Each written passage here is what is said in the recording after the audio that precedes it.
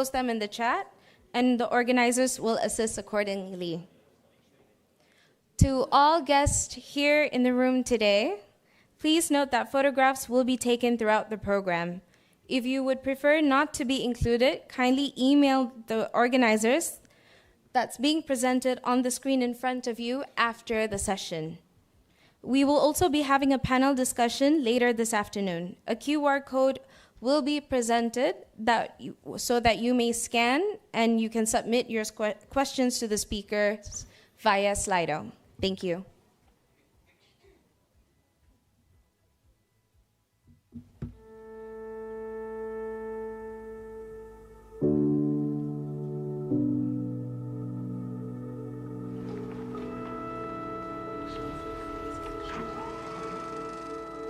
Wow, that's so long ago.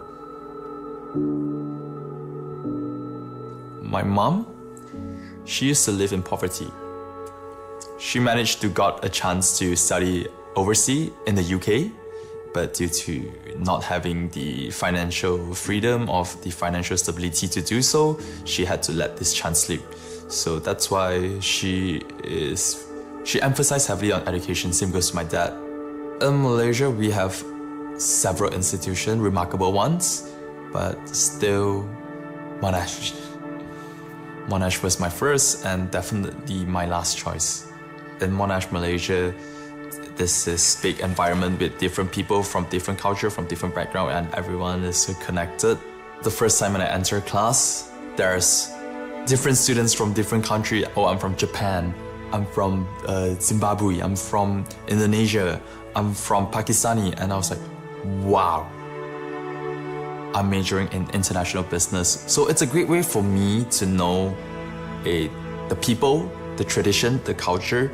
Who knows, in the future, I may work closely with them or in their country. Monash, in terms of the international scene, we are very unified. We are side by side together. Looking ahead, one thing that I definitely want is to help closing the wealth gap, as long as I can contribute in sort of decrease numbers of poverty. It's actually, to me, it's something remarkable. Do you think your younger self will be proud of you? Sorry, I'm getting emotional. Sorry.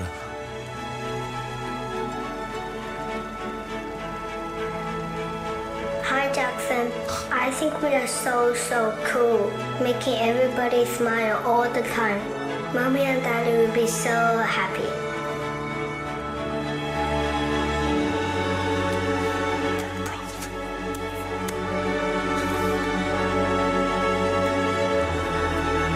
I'm definitely on the right track, and with all the knowledge that I have gained in Monash, I am more than prepared to face whatever comes.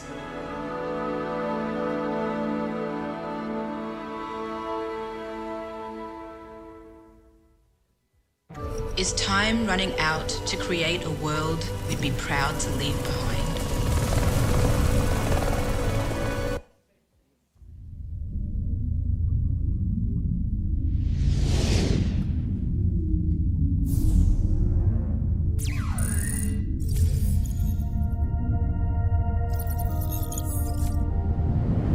Welcome to University Malaysia Terengganu, your gateway to excellence in marine science and aquatic resources.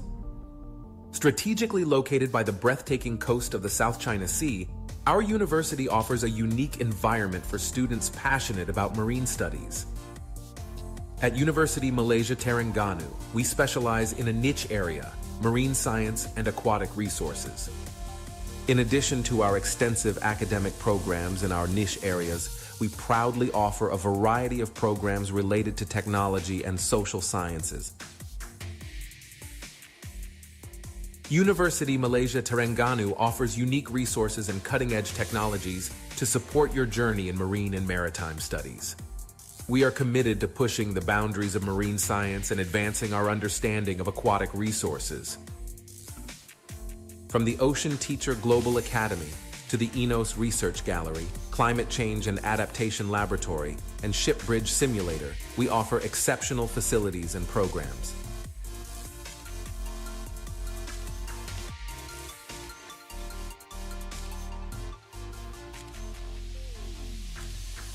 At University Malaysia Terengganu, we offer a world of sea adventures, exhilarating diving experiences, and groundbreaking underwater research opportunities. Immerse yourself in thrilling sea activities, explore vibrant coral reefs, and contribute to pioneering marine research. Our university goes beyond classrooms, providing immersive experiences that connect you with the wonders of the underwater world. Contribute to the conservation efforts of sea turtles at the UMT Sea Turtle Research Station, where you can actively participate in vital research and protection initiatives. Immerse yourself in the beauty of nature at the UMT Natural Research Station, where our researchers study and preserve diverse ecosystems and their biodiversity.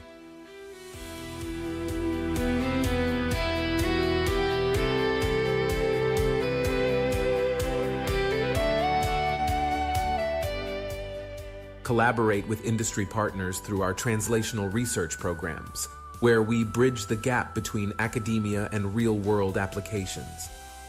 At University Malaysia Terengganu, we prioritize the well-being and growth of our students, striving to create an environment where they can flourish academically, personally, and socially. We understand that a nurturing and supportive atmosphere is crucial for their success. That's why we are committed to providing our students with top-notch facilities and comprehensive support systems that cater to their diverse needs.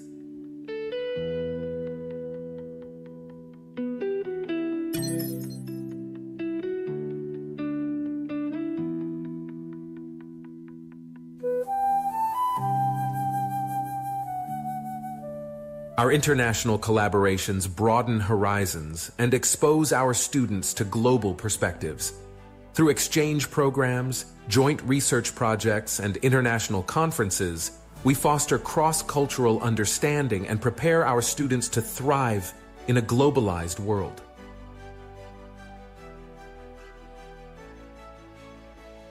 Convocation Day celebrates our graduates' achievements.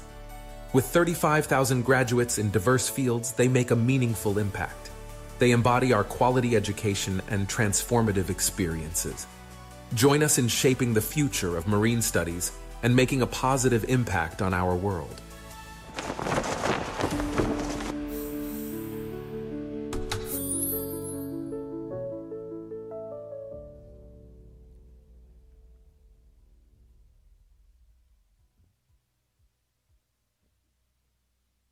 Distinguished guests, ladies and gentlemen, good afternoon and welcome to Malaysia's launch of the LANCET Countdown Report 2025 Health and Climate Change. Allow me to acknowledge the presence of our distinguished guests joining us here today. Yang Berhormat Puan Jamalia Jamaluddin, member of the Selangor State Executive Council for Public Health, Environmental Sustainability, Climate Resilience, and Green Technology. Professor Emeritus Dr. Adiba Kamarul Zaman, President and Pro-Vice Chancellor of Monash University.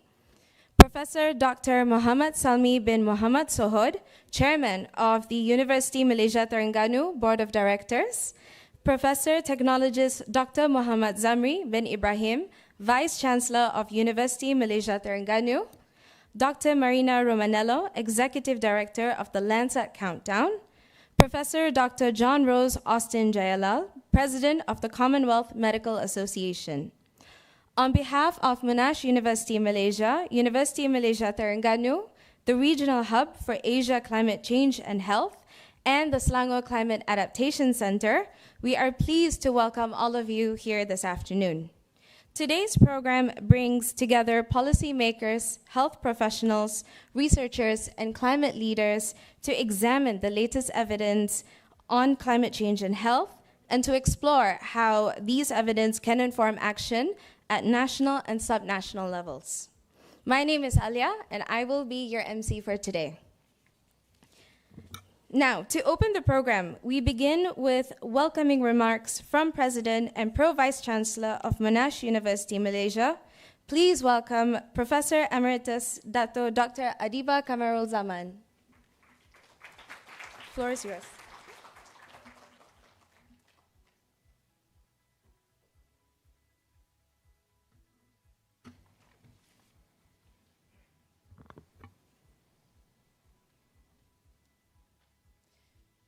Bismillahirrahmanirrahim. Assalamualaikum warahmatullahi wabarakatuh. Distinguished guests yang berhormat Puan Jamalia binti Jamaluddin, Professor Dr. Muhammad Salmi bin Muhammad Sohud, Professor Zamri, and colleagues from both Monash University Malaysia, UMT, and from around the world. So welcome to this launch of the LANCET Countdown Report on Climate Change and Health, and we're very honored to have been given the opportunity by UMT to co-host this launch for this region. I believe the main launch was already done last year with Helen Clark and others, and Julia Gillard at the event. I would like to extend our heartfelt appreciation to the LANCET Countdown team at UCL, the Commonwealth Medical Association, and of course our partners, UMT and the Selangor Climate Adaptation Center, for co-organizing this important event with us. Your dedication and partnership make these gatherings possible.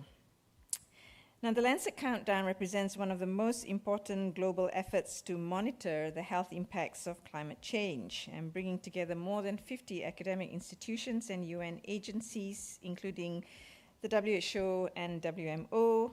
This report provides one of the clearest pictures of how climate change is affecting lives, health systems, and economies worldwide. And I guess for those of you like me who are following the geopolitical turmoil that's going on at the moment, and the withdrawal of the US in particular from climate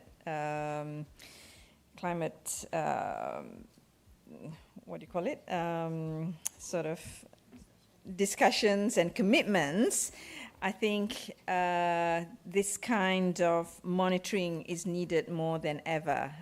The climate is not going to wait for us, not going to wait for any country commitment. We feel it every day. It's either torrential rain or excessive heat, and in particular in our region, I think that excessive heat has been felt so tremendously in the last year with many countries in the world. So it is even more important than ever, I think, that we continue to have our fingers on the pulse to monitor the changes that's happening around the world. And of course, for Monash University, climate has been one of the three main focus of our strategy, known as Impact 2030, and Monash University as a whole. But of course, Monash University Malaysia has a very large education and research program around climate, not just in climate health, but the entire spectrum of activities to address climate change. Going back to my written script, here in Malaysia, we are already experiencing, as I said, the impact of a changing climate, more frequent and intense heat waves, air pollution, episodes that burden vulnerable populations, and certainly reports coming out of Delhi is just so scary. I mean, fortunately in Malaysia, I think those annual haze seems to have dissipated. We've been doing something right in the last couple of years. Usually July and August are months where we can anticipate terrible air pollution, but I think you all agree that in the last couple of years it has improved. But certainly in Delhi, I was just reading something on the weekend with really shocking levels of air pollution there. Is something that climate is definitely attributed to as well. Shifts in rainfall patterns and flooding contributing to dengue outbreaks. I was just talking to YB about the surge in dengue in Latin America in particular. In Malaysia, fortunately, the the dengue outbreak has dissipated, but we're still getting tens of thousands of infections a year. So, and it tends to go in waves. So, again, direct linkages to the impact of climate on dengue, rising sea temperatures affecting livelihoods, nutrition, and coastal health. That you all know very well. With your work in Terengganu, and increasing pressure on our healthcare facilities during extreme weather events. The 2025 LANCET Countdown report reminds us that climate action is one of the greatest public health opportunities and emergencies of our time. Cleaner air, healthier cities, more sustainable food systems, and stronger preparedness can save lives today and for generations to come. We're actually very lucky that Malaysia has made strong commitments under the nationally determined contributions and is building momentum in areas such as clean energy, nature protection, and climate resilient development. But transforming ambition into action requires evidence, and it requires partnership. And so this opportunity that came with this LANCET Countdown that provides the data and insights can help us strengthen national climate health strategies, prepare our health systems for emerging pressures, protect the most vulnerable communities, and guide policymakers towards impactful and cost-effective interventions. No sector can address climate and health challenges alone. Collaboration and translation are central to our mission at MONASH and to the role of REACH in the region. And we need the health sector to understand climate risks. And to that point, colleagues from the School of Arts and Social Science has established a climate communication hub as part of a hub of the bigger Monash group to improve how we communicate climate and the risk of climate health and the bigger climate agenda to the population. We need to have environmental agencies to incorporate health indicators into their planning. We need universities like ours and think tanks to provide evidence, communities to share their lived experiences, and of course, last but not least, policymakers to champion integrated solutions. And so in conclusion, at Monash University, Malaysia, we are proud to open our doors for gatherings like this.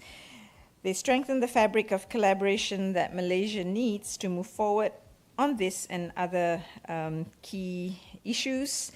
And I'm encouraged to see such a diverse audience here today. Your presence signals a collective willingness to work together, and that is how change begins. And with that, I wish you all a productive and inspiring afternoon, and thank you to our colleagues for inviting us to co-host this event. Thank you very much.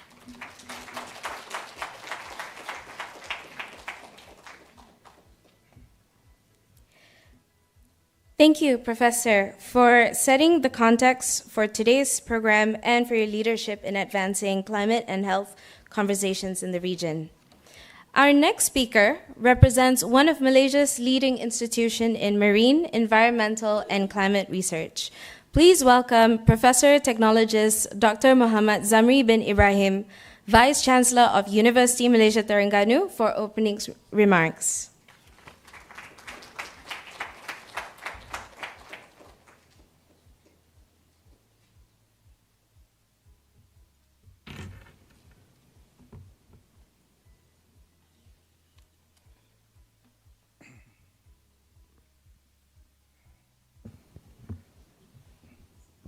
Bismillahirrahmanirrahim. Assalamualaikum warahmatullahi wabarakatuh. Dan salam sejahtera. Terima kasih pengacara majlis. Yang berhormat Puan Jamaliah binti Jamaluddin, Member of Selangor State Executive Council for Public Health, Environmental Sustainability, Climate Resilience and Green Technology, Professor Emeritus Datuk Dr. Adiba Kamaruzaman, President and Pro Vice Chancellor, Monash University, Malaysia, Professor Dr. Muhammad Salmi bin Muhammad Sohut, Chairman of the University Malaysia Terengganu, Board of Directors, Dr. Marina Romanello, joining virtually, Executive Director of the LANCET Countdown, Professor Dr. Rose Raustin Jayala, President, Commonwealth Medical Association, CMA, Dr. Sivanesan Lechumanan, President Election of the Malaysian Medical Association, MMA, ladies, distinguished guests, and ladies and gentlemen. First and foremost, it is my distinct honor and privilege to warmly welcome all of you to Malaysia launch of the LANCET Countdown Report 2025 on health and climate change held today at Monash University, Malaysia. This important event is co-organized by University Malaysia Terengganu, Monash University Malaysia, and the Commonwealth Medical Association in partnership with the LANCET Countdown and supported by the Selangor Climate Change Adaptation Center. I wish to express my sincerest appreciation to all our co-organizers and partners for their continued collaboration and leadership in advancing the climate and health agenda nationally and globally.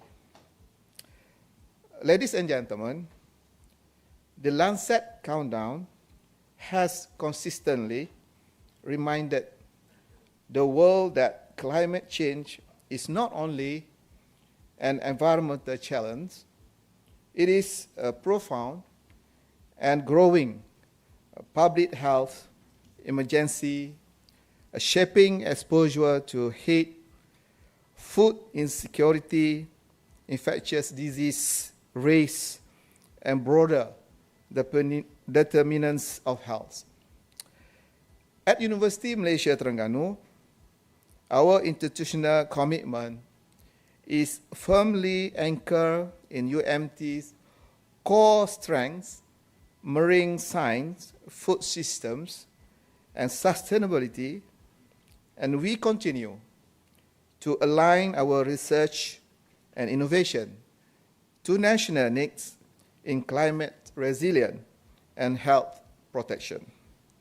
First, through our high COE, namely Aquatrop, UMT contributes directly to Malaysia food security agenda through research programs spanning resource accessibility, breeding technology, food health and quality assurance, and green technology, all essential for strengthening food systems under climate stress.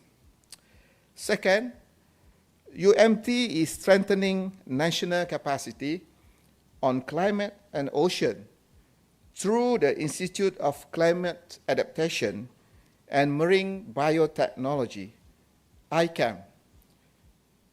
Also recently positioned as a higher institution center of excellence focused on climate adaptation and marine-based solutions. ICAM is actually our third high COE, which recognized by CAPITI recently. As for now, UMT already have 3 high COE in our campus.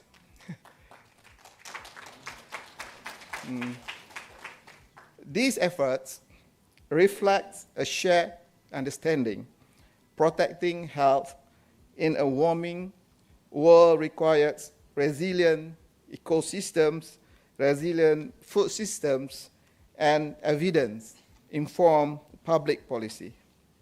In this context, I wish to highlight the importance of the LANCET Countdown, Malaysia policy priorities led by University Malaysia Terengganu and developed from the LANCET Countdown annual reports, which across their 2022, 2024, and 2025 editions have consistently emphasized a critical level for a just transition, phasing down fossil fuel subsidies and redirecting investments towards cleaner, healthier energy systems. Malaysia's recent steps towards targeted fuel subsidy reforms represent an important national conversation about aligning economic policy with sustainability, climate responsibility, and long-term public health protection. The consistent evidence and policy messaging emerging from the LANCET countdown globally and in Malaysia play an important role in shaping this evolving landscape. Finally, I would like to extend my heartfelt gratitude to the organizing committee, our colleagues at Monash University, Malaysia, and the Commonwealth Medical Association, and the LANCET Countdown team for making today's program possible. I'm confident that the keynote address, the national highlights, and the forum discussion will catalyze stronger partnership and more decisive action so that a climate action becomes a pathway to better health, stronger resilience, and greater equity for all Malaysians. With that, thank you, and I wish you all a productive and inspiring launch. Wabillahi taufiq wa hidayah. Assalamualaikum warahmatullahi wabarakatuh. Thank you.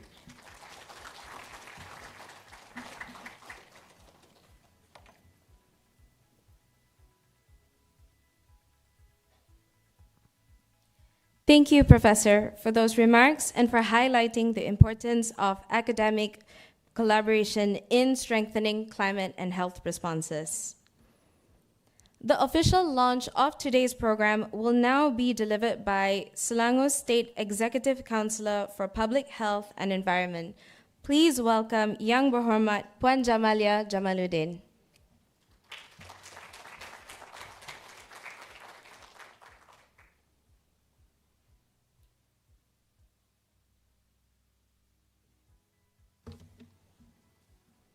Thanks, Alia. Bismillahirrahmanirrahim. Assalamualaikum warahmatullahi wabarakatuh.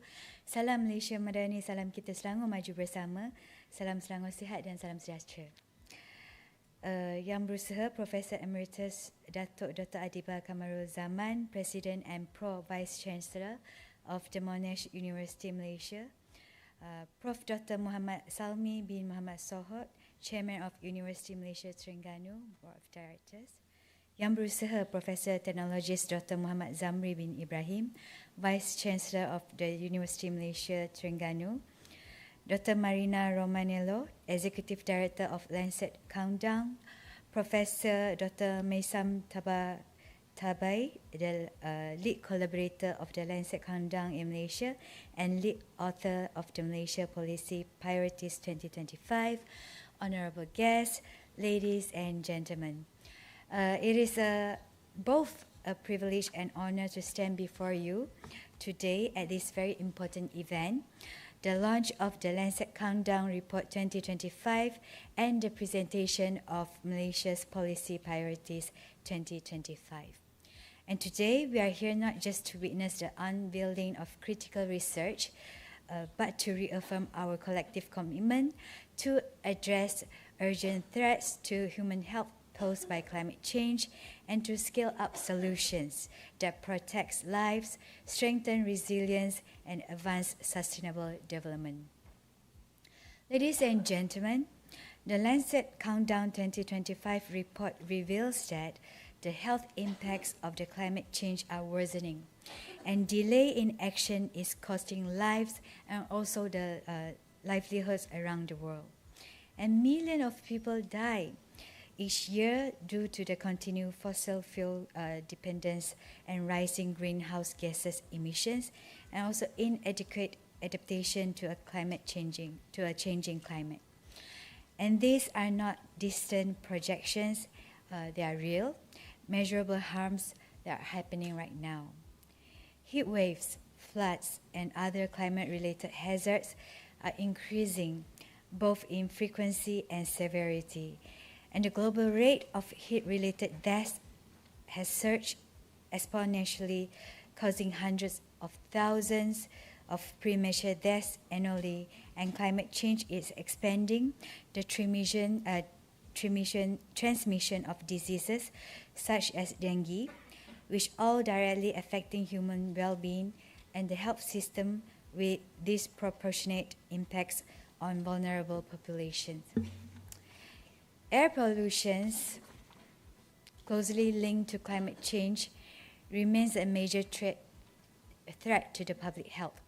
And exposure to fine particulate matter contributes to respiratory and cardiovascular diseases. And it also reduces life expectancy and extremely affects urban populations.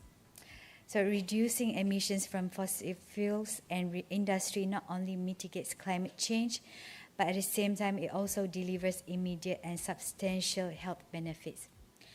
And recognizing this challenge, the Selangor state government has taken the proactive steps by establishing the Selangor Climate Adaptation Center, or what we know as SCAC, which was launched last year on the 19th of May. And the center aims to strengthen climate adaptation planning and action at the local level, which is a very important step for us to ensure that the state remains resilient in the face for climate change impacts. And this, I would say that it is actually the first climate change center set by any state government. So it's the first that set by Selangor state government. So this effort actually goes beyond flood mitigation projects or infrastructure developments alone, because that is usually handled by our infrastructure ESCO. But what's most important is that it also encompasses a comprehensive policy and approach grounded in science, data, and also social equity. So under Selangor State also, not only that we have established our Selangor State Climate Change Center, but at the same time, we also have our first Dasar Perubahan Iklim Selangor. And through the Selangor State Climate Change Policy, the state government actually has outlined our approaches to address the impacts of climate change, which remain a global challenge across various sectors and also levels.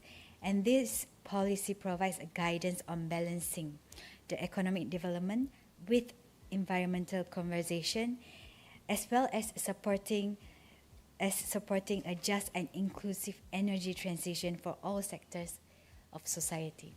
And this is actually very important and significant steps for us, because usually in state government, when we talk about climate change or when we talk about environments, it all comes down to whether it will affect our economic activities or not.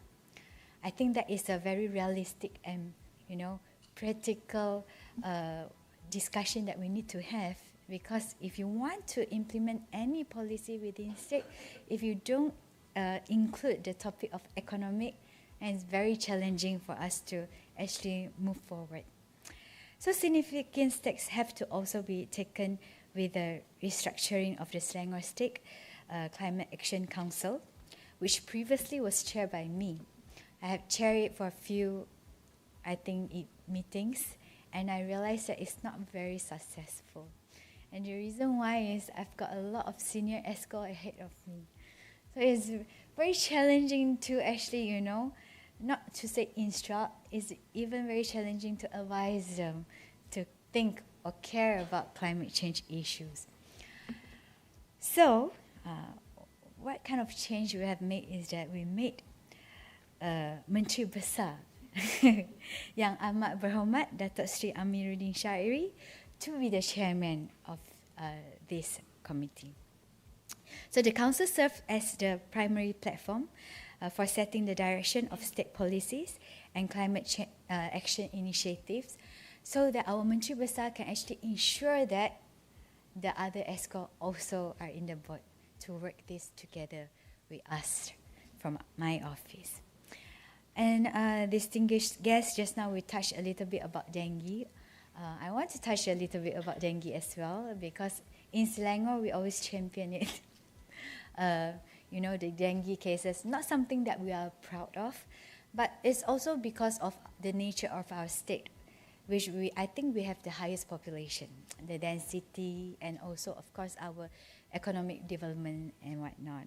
So dengue, which has long been a public health concern in Malaysia, is not feared to be spreading further due to the rising temperatures and changing rainfall patterns. And warmer and better conditions create ideal breeding grounds for Aedes mosquitoes and also increasing transmission risk. So vulnerable communities, particularly in urban and suburban areas, which there's a lot in Selangor, are facing high exposure, putting extra pressure on our healthcare system during the outbreaks. And this trend actually confirms what Malaysians have experienced and also witnessed, that climate change is not an abstract issue, but a pressing health concern that also threatens food security, water supply, and labor productivity. So for your information, through the collaboration of all relevant parties, Selangor actually successfully reduced the dengue cases significantly last year, with more than 36,000 fewer cases compared to 2024, and that represents a 61% decrease. And therefore, to continue tackling dengue issues, other than the funding and also initiative provided by federal government, state government this year has also allocated 4 million ringgit to intensify prevention efforts at the community level, and in collaboration with Selangor State Health Department and also, of course, other local authorities, alongside awareness programs across the state.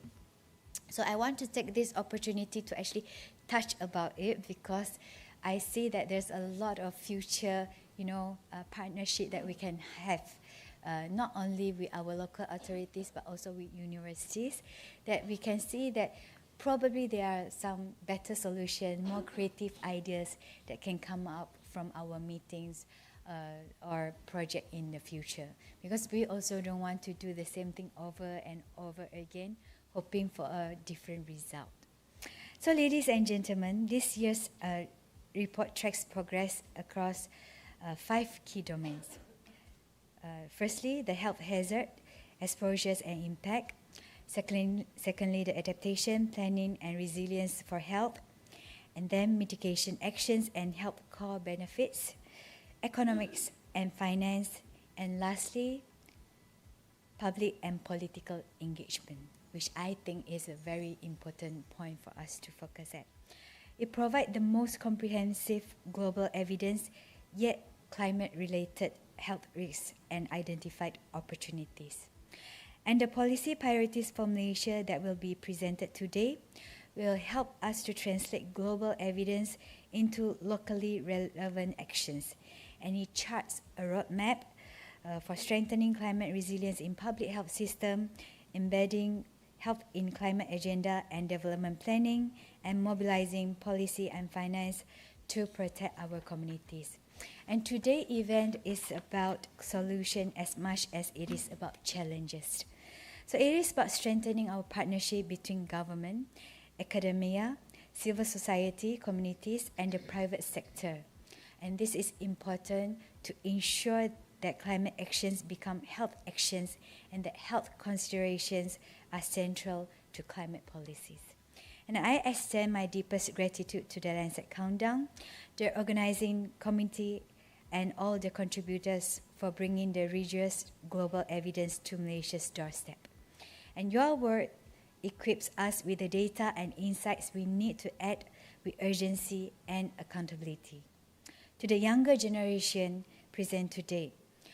I urge you to be the champion of sustainability, equity, and also innovation. And I truly mean it, because nowadays when we talk about climate change with senior citizens or adults, I think that will be the last topic they care about. So the younger generation will be the one that will be making impact towards this topic. So I hope that your leadership in this will shape Malaysia's future, not just in terms of economic progress, but also in health, in resilience, and environmental stewardship.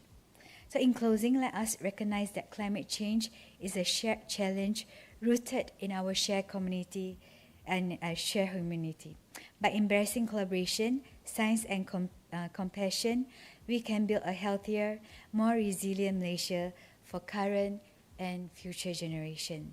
So with that, it is my honor to officiate the Malaysia launch of the LANCET Countdown 2025 report and the presentation of Malaysia's policy priorities. Thank you so much.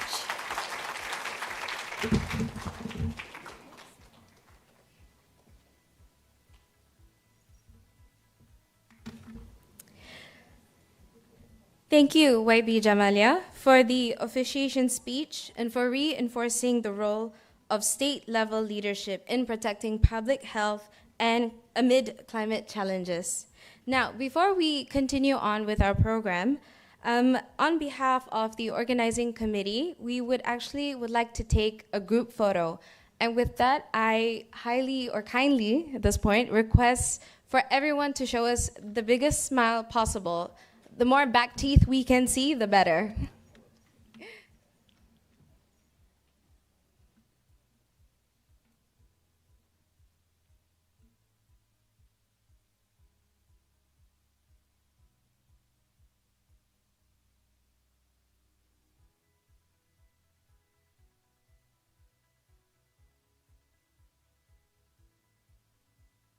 Can we have a little freestyle? Maybe throw up some peace signs. Yes. Heart shapes, anything you like. Perfect. Thank you so much. Now, our keynote speaker this afternoon leads the global collaboration behind the LANCET Countdown, which tracks the health dimension of climate change worldwide. Joining us virtually, please welcome Dr. Marina Romanello, Executive Director of the LANCET Countdown.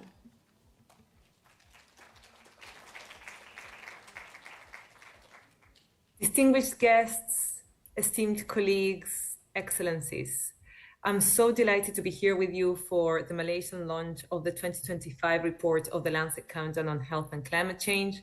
And before I share with you some of the findings of our latest 2025 report, I would like to extend my very big thanks to Professor Emeritus Dato Dr. Adiba Kahmarul Saman, to Professor T.S. Dr. Mod Zamri bin Ibrahim, to YB Jamila Jamaluddin, and to Professor Jai Alal, and of course to my long-standing collaborator, a member of the LANCET Countdown, and my friend, Professor Maysam Tabatabai.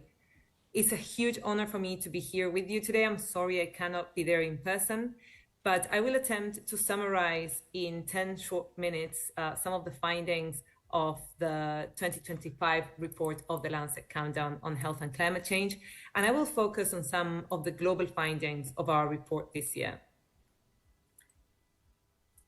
So the report was launched last October. You can see there the title of our report, Climate Change Action Offers a Lifeline.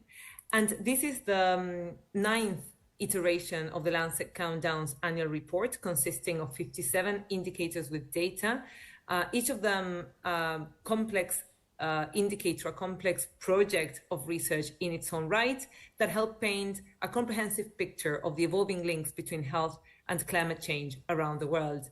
And is the product of a lot of work and a deep collaboration with 71 contributing organizations, bringing together 128 experts from around the world, amongst which I'm so glad to share that Maysam is one of our authors as well. The main finding of the report this year is that delays in climate action globally are increasingly costing lives and livelihoods, causing millions of deaths every year, and importantly, breaking record-level threats to people's health and survival all around the world.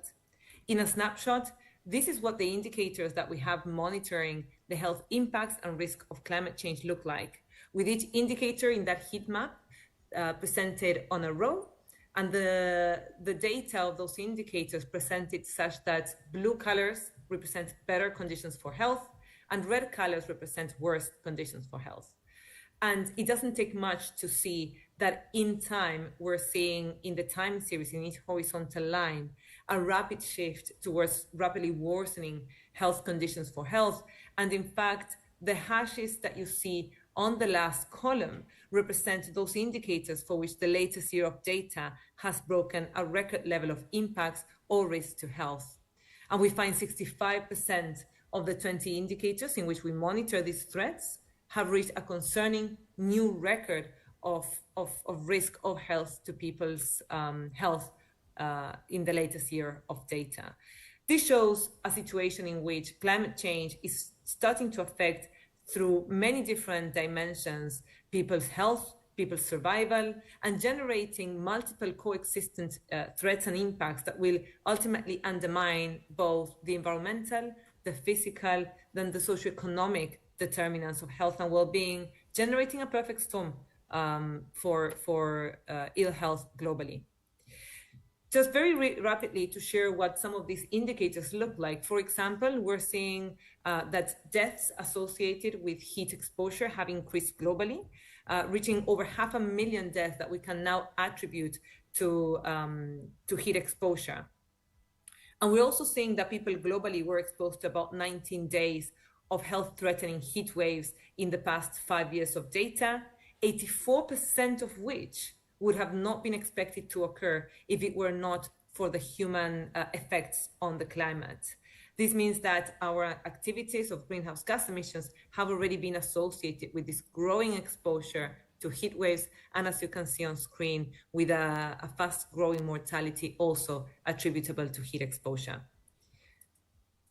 With heat, with hotter climates, with changing weather patterns and precipitation patterns, we're also seeing that the climate is becoming increasingly likely for wildfires. And what we're seeing globally is that the exposure of people to days in which the meteorological conditions pose at least a very high wildfire risk have increased globally by over 6%. And as wildfires intensify, we're also seeing that people are increasingly exposed to wildfire-related smoke. Wildfire-related PM2.5 air pollution smoke is estimated to have caused 154,000 deaths attributable to this smoke around the world in 2024, a 36% increase to just the beginning of this century. And obviously wildfires not only generate smoke exposure, they also generate direct injury, direct threats to life and to essential infrastructure. And as such, we're also seeing other extreme weather events exacerbating around the world. But beyond the direct exposures to extreme events, to extreme temperatures, to wildfires and other extreme weather events, we're also seeing that climate change is starting to affect the transmission of infectious diseases, many of which are of public health concern. And I'm showing you there the example of dengue, in which we're seeing that as a result of changes in temperature, in precipitation, in humidity, the environmental suitability for the transmission of dengue is increasing, and the transmission risk for Aedes aegypti has increased, the risk of transmission of dengue by Aedes aegypti has increased by almost 12%. And that's for the transmission of Aedes albopictus has increased by over 50% globally. And we're starting to find the mosquito that transmits these diseases in new parts of the world, putting more populations at risk of transmission. So this also implies new hazards that populations will be facing, new diseases that our health systems will have to learn how to diagnose, how to treat, and a burden of disease that we will have to cope with and develop preventative measures to avoid those hazards to transforming into health impacts, into morbidity, into mortality. But the cost of inaction is not only seen in what I just showed you on the impacts of climate change or the climate change related risks on health. It's also seen in the cost of inaction, in the lives that we could have avoided by accelerating climate action. And an example of this is the lives that are lost every year due to air pollution that comes from the burning of fossil fuels. Air pollution that we could avoid by transitioning away from fossil fuels, by reducing exposure to this toxic air that is in line with our commitments to tackle climate change. We've seen in the latest year of data in 2022, an estimated 2.5 million of deaths occurring globally from exposure to fossil fuel-derived PM2.5 outdoor air pollution, which you can see there on the left. What that graph is showing you very clearly is that coal is still predominantly the cause of death from air pollution related to fossil fuel burnings coming from the power plants, from power sector, from industry, and from households. And that liquid gas is the predominant source of air pollution related death from the transport sector. These are sectors that we know how to decarbonize. We know how to transition towards zero carbon transport system, towards zero carbon energy systems. And yet we persist in burning fossil fuels, very highly polluting some fossil fuels like coal, leading to 2.5 million avoidable deaths every year. And that is just taking a look at outdoor air pollution. What I'm showing you there on the right is the estimation of deaths attributable to air pollution inside people's homes, coming from the burning of dirty fuels like biomass or fossil fuels, and from the use of inefficient and highly polluting technologies. Again, sources of air pollution inside people's homes that are leading to the breathing of toxic air, and 2.3 million estimated deaths every year, and that could be avoided through the transition to zero carbon, clean energy systems. Beyond these millions of avoidable deaths, the other cost of our delayed transition away from fossil fuels has to do with the big burden that it places on national budgets. As the price of fossil fuels skyrocketed following the war in Ukraine, we've seen countries turning to subsidizing fossil fuels to keep local energy affordable because of the high volatility of fossil fuel prices. And what that has meant is that globally, 2023 was the second year with highest fossil fuel subsidies since records, with a global allocation of a net total of almost $1 trillion to net fossil fuel subsidies, only exceeded by the year before in 2022. So for the past 2 years, we've allocated almost or even over $1 trillion to keeping fossil fuels affordable because our energy grid is so dependent on that. And that has come at a huge cost. Those are budgets, are subsidies, the monies of which could be reallocated to activities that benefit people's health. And what I'm showing you there on the right is what each country in a column, its fossil fuel subsidies represent as a percentage of the health budget. And you can see there that 15 countries allocate more resources to subsidizing fossil fuels than to their total health budget. This is burdening people's taxes. This is burdening the economy of countries. This is implying that funds are redirected away from activities that could benefit people's health and towards subsidizing the persistent use of fossil fuels. So big costs affecting the socioeconomic determinants of health, affecting the direct determinants of health, and deaths and loss of income that could be avoided, loss of budget that could be avoided through the transition. This is the cost of current inaction. But what we also find in the report is a slightly more hopeful finding. Even as we're seeing governments turning away from climate action, even if we're seeing big countries like the US turning their back on what we know is the science of climate change and the impacts on health, we are seeing that the limited change that has been done to date has already rendered huge benefits for health, improving people's health, improving people's lives. So looking at the energy sector, we've seen a very fast increase in the adoption of clean new renewable energies. And in 2022, the share of electricity from clean new renewables, as you see on the left, has reached 12% of total global electricity generation. And hand in hand with that has become a huge increase in job generation. The renewable energy, direct and indirect employment is growing much faster than the fossil fuel-based employment, which is actually falling globally. And we're seeing that even as fossil fuel companies expand their activities, the jobs that they're generating are not growing significantly. Instead, we are seeing a big growth of 18.3% in the last year of data in 2023 in the jobs generated in the clean energy sector. This is leading to better employment, better economies, and obviously translating to improved socioeconomic determinants of health. And perhaps the most encouraging finding is not only the economic aspects, but also the benefits that we have already delivered in terms of reduced air pollution. As much as I told you that we're seeing millions of deaths from air pollution every year, we're also seeing that mortality from fossil fuel-derived air pollution has dropped since 2010. And the main driver of this has been a transition away from coal burning, particularly in European countries, especially in East Europe. And we've seen that exposure to PM2.5, air pollution from fossil fuels, has fallen by almost 20%, avoiding 160,000 deaths every year, showing how even the little progress we've done to date has already rendered thousands of lives saved every year from improved air quality. And talking about how much more needs to be done to prevent those millions of deaths that are still occurring from fossil fuel-derived air pollution. So this is just a snapshot of the complex findings in our report, which I do invite you to read. But all in all, we're seeing a data that reveals life-saving potential of climate action. And that as we see some governments, some corporations backtracking commitments and putting lives, threats, and livelihoods at risk, we do require all hands on deck, every sector of society, every corporation, every sector of government to take this seriously and to act. And we know that that could save millions of lives every year and enable a livable, healthy future. So with that, I will thank you so much once again for your attention, invite you to read the report and hand back over for the rest of the event, wishing you the best of luck for it. Thank you so much for your attention.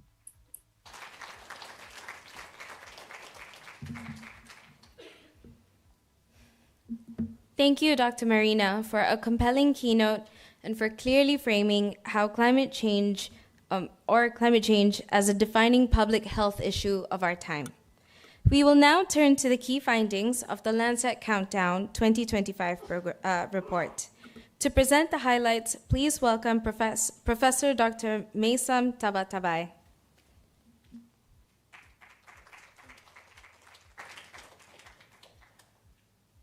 All right, thank you, Alia. Thank you so much. Good afternoon.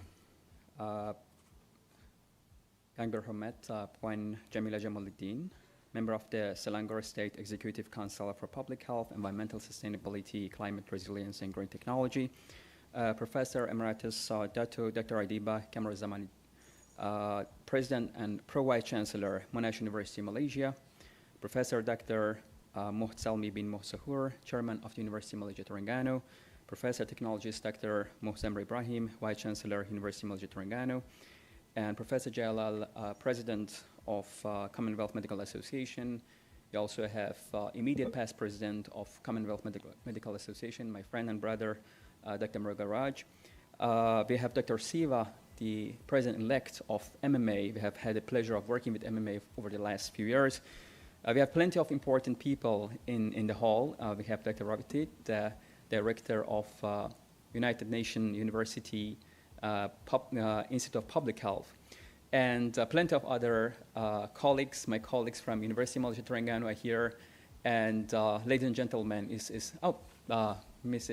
Asni and Mr. Daniel from Selangor Climate Change Adaptation Center. I mean, we are together because of them. Thank you so much, everyone. I can't thank you enough for your time. Ladies and gentlemen, it's an honor to have the opportunity to be with you today.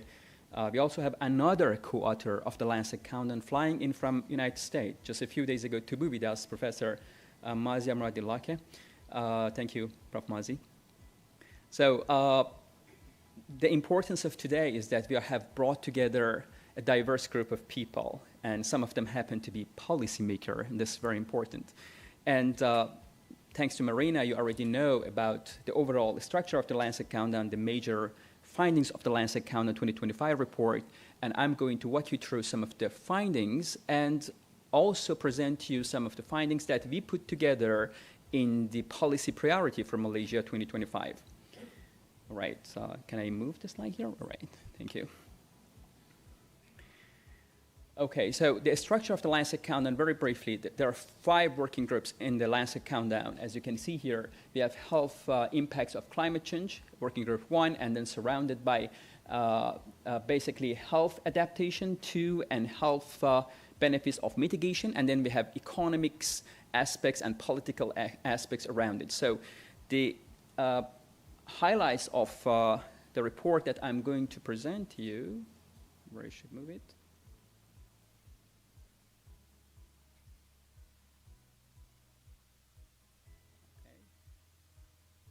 Some problem moving the slides.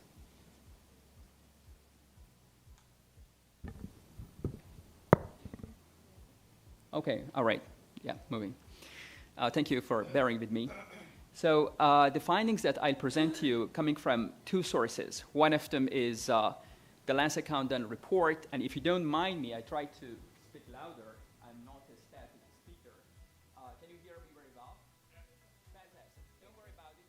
Okay.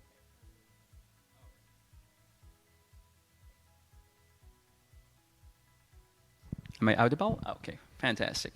So there are 2 sources that I'm going to use to present to you. One of them is the report itself, and the other one is the policy priorities.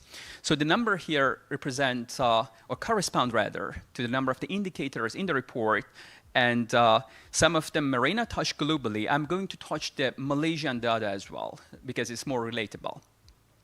So this one is exposure of vulnerable population to heat waves. When we say vulnerable population, we're referring to people above the age of 65 or children, infants below the age of 1.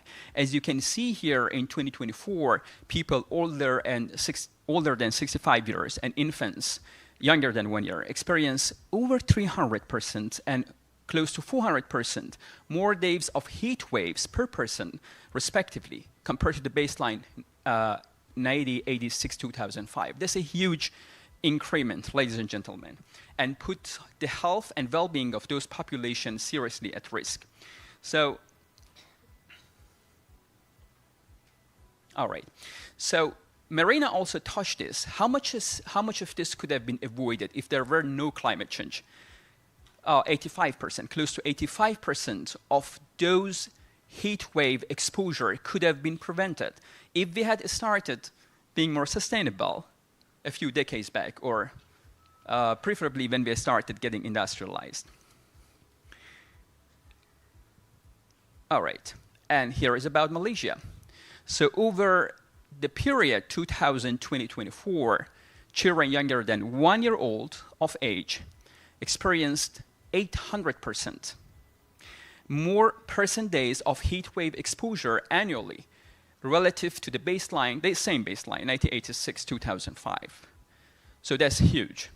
So we don't basically see these impacts very visibly because we are living in a tropic climate and condition. But the health is impacted regardless. That's very important to acknowledge. All right. Okay, so heat and physical activity, I'm sure many of you are runners, joggers, are doing exercise outdoor, badminton, tennis, I don't know, and you're expecting to gain some health benefits, but it's gonna be the contrary if you are exposed to heat waves. So physical activity conducted outdoor when you are exposed to heat waves can cause harm to your health and well-being rather than benefiting you. So in 2024, people were exposed to an average, a record high of close to 36 more hours per year, during which ambient heat exposure or temperature posed at least moderate heat risk to your health compared to the baseline 1990-1999. And this is Malaysia. So in 2024, individual experienced 566 more hours per person of at least moderate heat stress risk during moderate exercise, such as running, relative to the baseline 1990-1999. So it's very important. I mean, then we are talking about solution. We have to have an inventory. We have to have an alarm warning system. So if there is a heat wave and people are exposed, so they should be advised not to go for running, not to go for jogging. We don't have such a system in place here. We do have something similar in Singapore already. My colleagues in Singapore University, they have developed such a thing. So we do need this one. And it's very important. We can work together. I'm sure that the center can develop such a center, at least for the state of Selangor, so you know that today is not the day to go out running or jogging. So here is another one, labor capacity, and it's very important for our country, Malaysia. So when there is a heat wave, your capacity to work declines. So you can't work if you are a farmer or a construction worker, so your capacity to work declines. And this is translated in huge amount of number of work hours, 640 billion potential work hours lost in 2024. That was almost 100% more compared to the baseline 1990-1999. And this is Malaysia. Billions of hours of work lost. We are a population of 35 million people, right, in this country. So you can do the math. So on average, every person lost 4 days of work in 2024 because of exposure to heat waves. And that's especially true about people working outdoor. We're talking about farmers, plantation worker, construction worker, and never forget that construction worker and farmers and plantation worker are the backbone of many of the activities we have. So different sectors, of course, are hit differently. Everybody talked about dengue, especially YB Jamaluddin. So dengue is very important. It's an important concern, health concern in Malaysia. So unfortunately, the vectorial capacity of dengue transmission is increasing globally, and Malaysia is not an exception. We have 2 major species of dengue. One of them is dengue is Aedes aegypti, and the other one is Aedes albopictus. I always have problem pronouncing this one, albopictus. Right, so both of them are, expanding their territory, and this is Malaysia. So Malaysia has experienced close to 45% increase in dengue transmission risk, and as you can see here, Malaysia compared to the region, the Southeast Asia, our mortality is lower, probably because we have a more robust health system, but the incidence is higher in Malaysia, and that still put too much pressure on our health infrastructure. Another one is food security. It's very important. It's a focal point of research in UMT and in my institute, Institute of Tropical Aquaculture and Fisheries. My director is also here. And it's very important for us to ensure that we are aligned with Malaysian government agenda to ensure that we are a nation of robust food security. But this is not globally happening. As you can see here, over 700 million people faced hunger in 2024, and 2.6 billion people were unable to afford a healthy diet in 2022. So the higher frequency of heat wave days and drought months in 2023 basically contributed to more population of people undergoing food insecurity. And that's also true about food security when it comes to marine productivity. We are a country, and as you can see here, this is Malaysia. We are a country of large coastal line. And we put this one with Esni and other authors of the Policy Priorities 2025 in the report that 0.37, and that's, remember this number. You might think that is nothing. 0.37 degrees Celsius, that's the average temperature of the Malaysian coastal water increased just below 2 decades. Who is a diver here? Who dives here? Oh, plenty. And who has been to Red Island already? Fantastic. Have you seen the coral reefs? If you are a frequent visitor, every year you go, you see more of them are bleaching. I mean, I think Prof. Salmi and Prof. Zam, they have witnessed them first place. So every year I go and dive there, I see more of them bleaching. And what is the consequence of growing area of coral reefs bleached. What is the importance, significance of coral reefs to our Malaysia? Anybody can point out? Yes, ma'am. Yeah, fish. So coral reefs are the hatcheries of the ocean. So when coral reefs bleach, the fish literally cannot lay eggs. Then the fish population decline. Fish population decline, marine productivity decline. And what comes next is decline catch. Decline catch, meaning that our fishermen community hit hard, meaning that their livelihood is impacted. And when you go to the market, you are looking for marine caught fish. You can't find any. You have to go for aquaculture. Perfect, but it's of lower quality. And what are the things that we are working in UMT, in Aquatrope, in our high COE, is to provide solutions so the aquaculture counterparts are of equal quality. It's a long shot, it's difficult, but we are working on it. In 30, 40 years, maybe there will be no catch. And that's why we have to be prepared for that. So another indicator here, please. Okay, energy systems and health. So now you ask, what's the reason? The reason here is our energy system.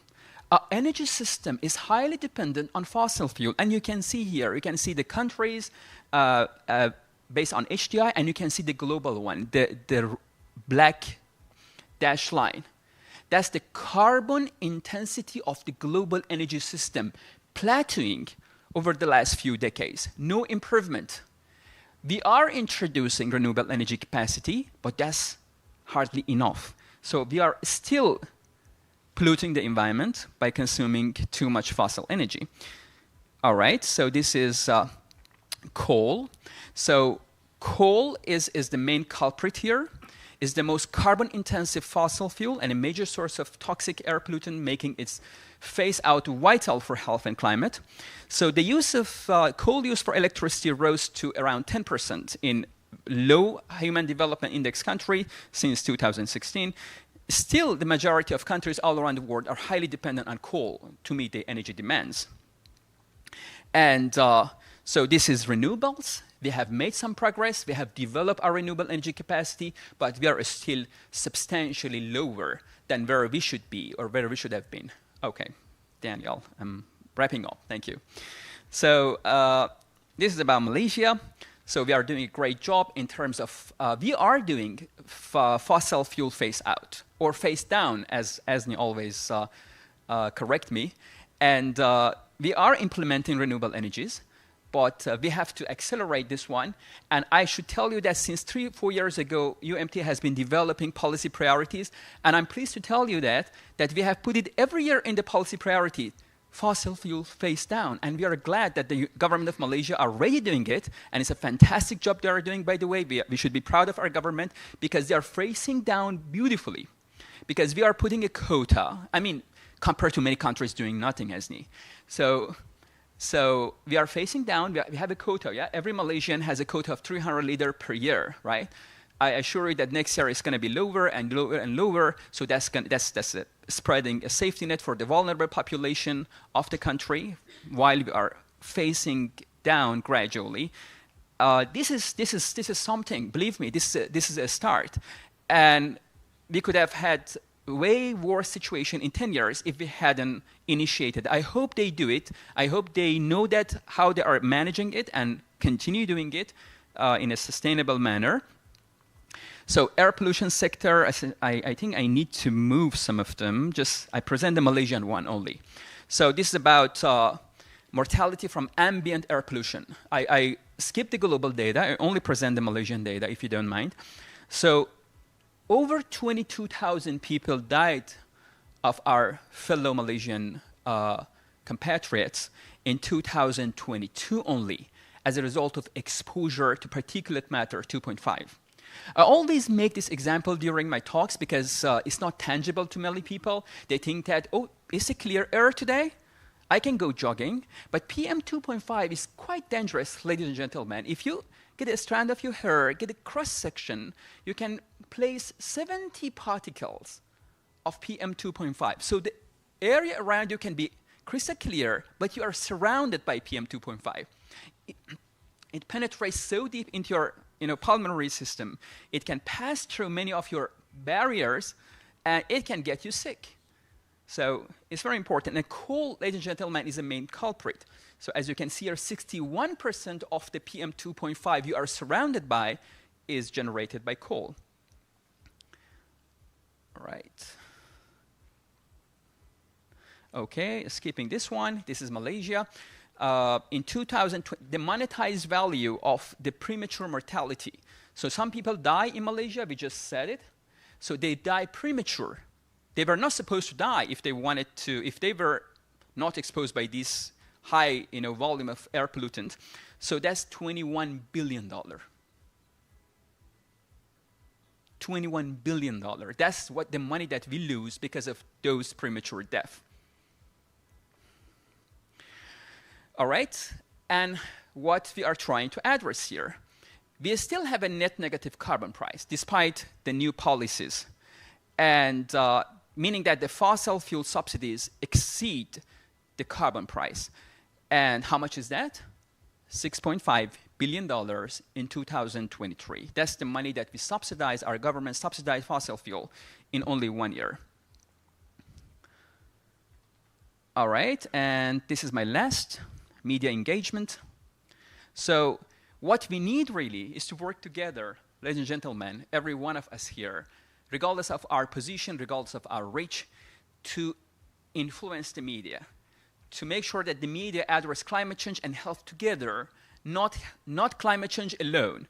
And this is Malaysia. In 2024, newspapers in Malaysia published 31 articles on climate change and health, and that was 11% more than what we witnessed in 2023. So an alliance of people who really want a healthier Malaysia, a Malaysia with a more robust food security in the future, a Malaysia with a healthier population, with a more sustainable population, is required to work together to make sure that this will be materialized. So with that, I'm going to just present you the 3 key messages of the 2025 report. One of them is climate change in action is costing lives and livelihood and harming the economy. It's very important to notice that. That's why I put some numbers there, is economy. We are not talking about health as health. We are talking about health economy. When I told you that some people die, then I presented to you the monetized value. All right? So when people are not living to the standard they should, we are losing money as a nation, and it's important to acknowledge. The second one is backsliding on climate change action threatens to worsen health and harms economic strains.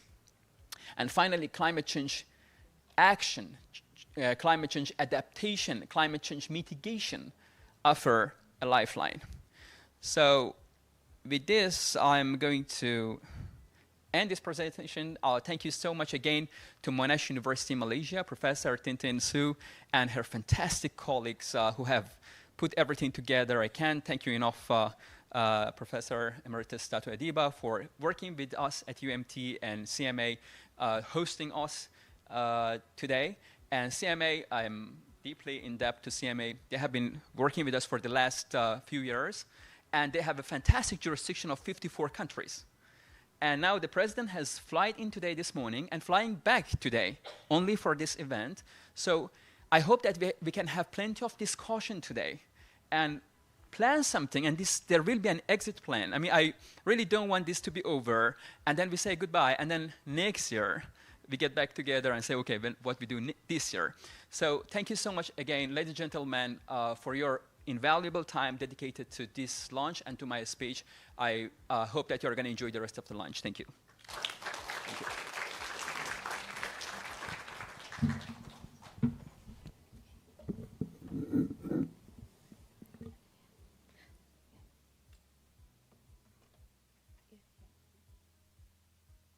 Okay, all right. Thank you so much, Professor Dr. Mason, for presenting the key findings of the LANCET Countdown 2025 report. We would like to also thank our guests, that Hasli, YB Jamalia, and Professor Emeritus Dr. Dato' Adiba, for being part of today's program. Thank you so much. Yeah.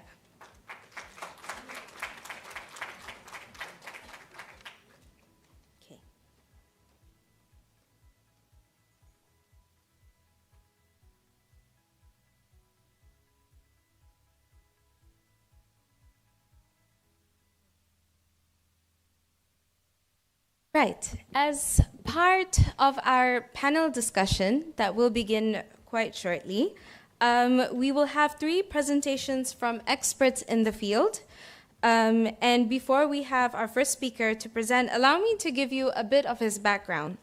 So, Professor Dr. John Rose Austin Jayalal is a distinguished professor and head of surgery at Kanyakumari Government Medical College, holding multiple prestigious qualifications, including a PhD in surgery and fellowships from esteemed international colleges.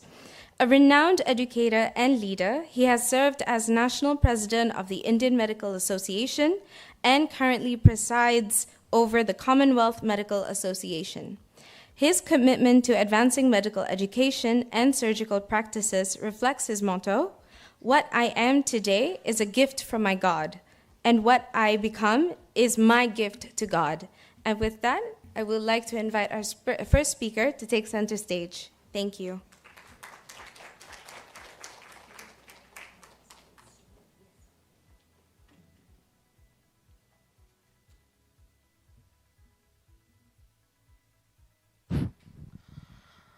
So it's a good afternoon, and indeed, I'm extremely happy to be here. Can I have my slides? The presentation from, yeah, thank you. So I bring greetings to you from Commonwealth Medical Association, which is the federal structure of the 54 Commonwealth countries of the National Medical Association, affiliated to the Commonwealth, and we work mainly on the health advocacy, health policy, and various charters of the Commonwealth, working through that. This one, the first one? Okay. So we are indeed quite happy to involve in one of the very priority agenda for the Commonwealth Medical Association is to work with the climate change. Our charter, we have worked with the charters, and one of the charters is the Charter 10, which talks about the protecting the environment. So all the accredited organizations of the Commonwealth work on the principles and the charters. And one of the charter which we have worked along with the LANCET countdown also for the last 2-3 years on the climate change mitigation. Mainly our focus is on the hospital and the healthcare delivery system, what kind of changes, what kind of impact it produces on that. So various kind of program we are going to have Commonwealth countries, and then next 5th we are going to have a program in India, in Sri Lanka, Kenya, and a lot of countries we are organizing programs on that.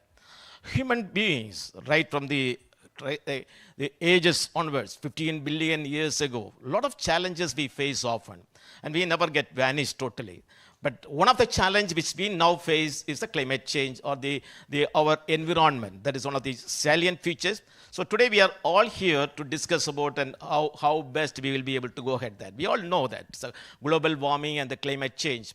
It is common when you get a fever, when you get a temperature is rising by 1 degree centigrade, when all of us get fever and what kind of chaos we get in the house and we could not go to the job. But if you remember and think that how the whole earth is getting the fever, and if the temperature is rising, and what kind of challenge, what kind of problem it is going to face, and exactly what that we are going to see in the climate change. Though it has an impact in almost all the sectors of the life, whether it is in agriculture, whether it is in water resource, but my focus will be on the health impact on that. It is all the 3-4 things which they work on, the rising the temperature, the carbon dioxide level, the sea level, all this work on various components of the health sectors of the people, whether it is air pollution, which results in the lung diseases and the COPD, and whether it can go for the brain and it causes the cognitive function is less, it can cause in the respiratory distress, it causes the epidemiological fever like malaria, dengue, and other things, which all we have discussed on that.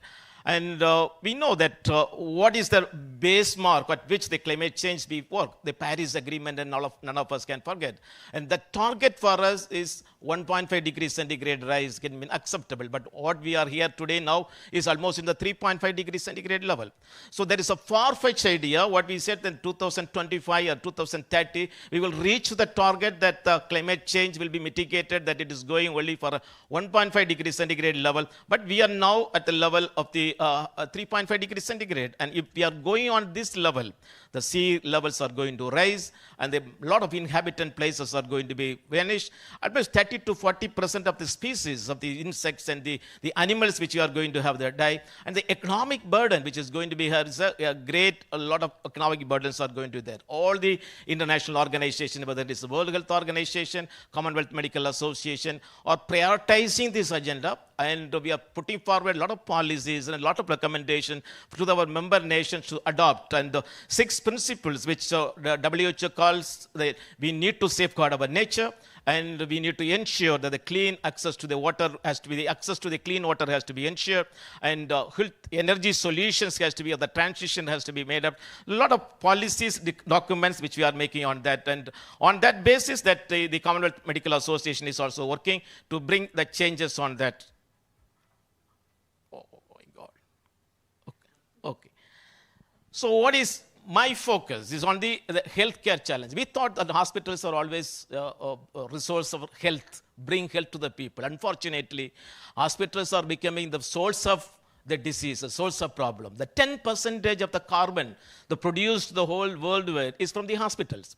It is because of the various kind of activities which are taking place in the hospital. It's directly from the energy sources which we are using there, or indirectly through the various equipments we are using, the footfalls which we are there, the people who are moving around, or the drugs which are using, especially anesthesia drugs which you are using. So all that contributes. So energy sources to the built environment, the hospitals are making a source of diseases. So our concept is working on that, how we will be able to mitigate by various methods. The 2 things which we talk mainly on the built environment, which talks about how the hospitals can be work. Okay. So what is a built environment? And this is very important. And if you go to the hospital, some of the rooms, and even when you go in the daytime, they need to put a light on that.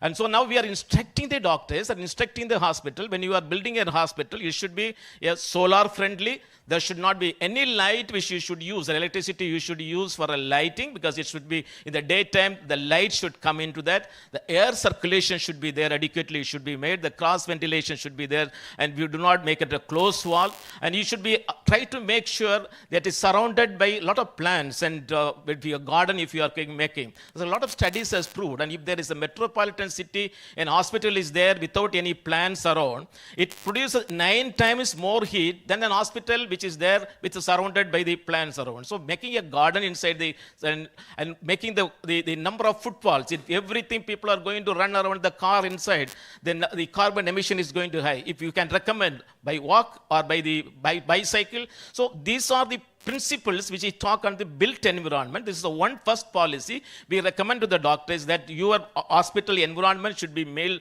in a way that it should be help the people to reduce the carbon footprint. One of the most important is the native vegetation. If you have the plants around, it reduces the temperature, even the surrounding areas, the local temperature reduces. When the temperature is reduced, your AC requirement, your energy requirement, the reduce the temperature is going to be less. So this is one basic principle which we are adopting for the hospitals to do that.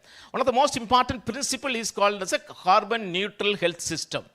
However amount of carbon you are going to produce, that has to be absorbed. We know that the plants around will absorb the carbon dioxide. Even if it is by chance, that by way of working on that, and if you have to produce the more carbon, it has to be absorbed by that.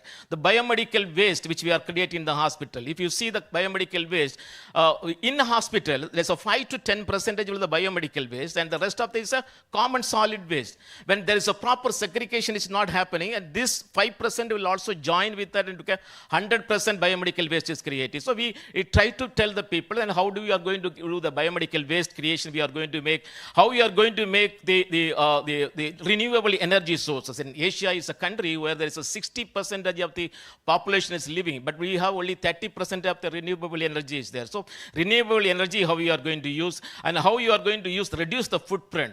And we now talk about the carbon neutral country. That's the only country which we are going to take the carbon neutral is Bhutan, is the country which we have carbon neutrality has achieved, but the rest of the countries we are also working on that. So this is what we talk about, the One Health concept. In the One Health concept, it is not that a human being alone. It is not that the welfare of the human being. It is a 3 component. It is an animal, the plant, and the human beings. If you see the 60% of the diseases we are getting is a zoonotic disease, the vector-borne disease. The animals are the cause of creating diseases. And if you have a good planet system and good the animal husbandry system, that the health is going to be good. So previously it was a dream that hospitals are the place for giving health to the people alone, the human beings. But the concept is now changing. And we thought few decades back, we said hospitals are the place where we are going to give for the community health. But today we are talking in the language, it's a planetary health. It is not only the human health, it is not only the community health, but it's the planetary health and how we are going to reduce the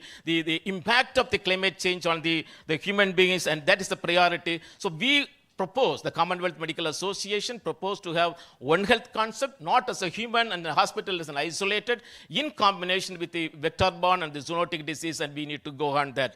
So the Commonwealth Medical Association is aware of the impact it is producing. So we are recommending to all our member nations to adopt the principles and policies to bring down the climate change impact. We need to work together along with the WHO, along with the WMA, and we need to work together as a policy. And we are also happy that LANCET Countdown is giving the priority agenda on which we are going to work on that. So I appeal to the member nation and the policy makers, and we need to take it as a priority agenda. And if you can work together jointly, I think definitely we will make our country a safer country, not only for us to live, but for my children and my child to come, and they will be able to live happily. And that is an agenda with which the Commonwealth Medical Association is working on that. So I take this opportunity to thank the organizers for making this meeting possible to come together, especially my immediate past president of the Commonwealth Medical Association, Dr. Murugaraj, for coordinating this issue and bringing the Commonwealth Medical Association to join with you. I thank the university and the entire people for this wonderful opportunity.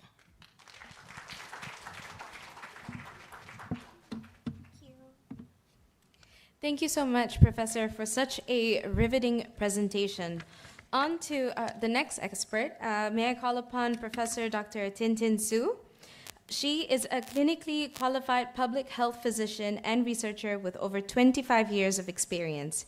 She is the director of REACH, the Regional Hub of Asia Climate Change and Health, and the director of the Southeast Asia Community Observatory Health and Demographic Surveillance System, overseeing a 38,000-person community cohort. May I invite you to take the stage?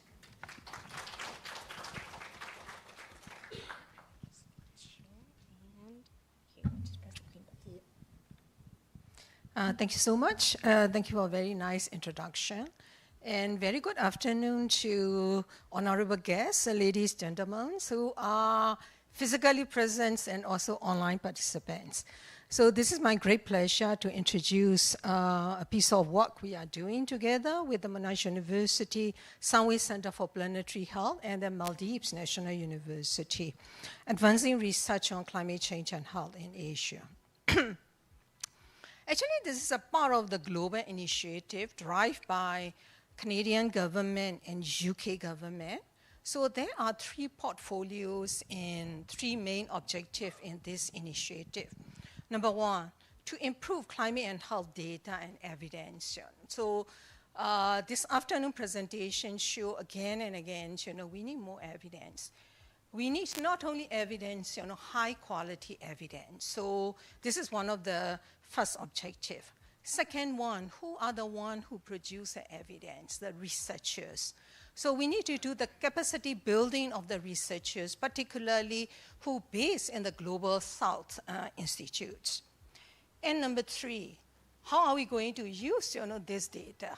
If we can produce a quality data, this data should inform policy and practice, and then also effectively use for the solution. So this is a three things global initiative. So this is to achieve the objective. What we did was to develop 5 regional hubs. So 1 in Latin America, Climas, and 2 in Africa, Genova, West and Central Africa, and the East and Southern Africa, and March is the Middle East and North Africa. So REACH, regional hub, is only one hub for Asia. So the REACH mission is putting health in the heart of climate change action. So whatever climate actions we do, we have to think about the health. In terms of mobility, mortality, or translating to the money value, the economic costs. And our vision is a sustainable, climate resilient, net zero health system. So my previous speaker mentioned again and again about a low carbon healthcare, and climate literate workforce and then community. So who are the people to drive this agenda? My lovely colleague from Monash University, Malaysia, Sunway Center for Planetary Health, and then Maldives National University. So although I cannot introduce each and every one, but Dansari Jamila Mahmood leads Sunway Center for Planetary Health and then Sunway University. And Miss Amina Shazali, she leads Maldives National University and Maldives States. And we also have a prominent professor from School of Science, School of Engineering, and also School of Medicine. So we have a lovely team. So I cannot introduce each and every one. And also there are a lot of people who work, behind the scenes, even not pictured in these slides. But I really appreciate, everyone's contributions. Without your contributions, I cannot present anything today.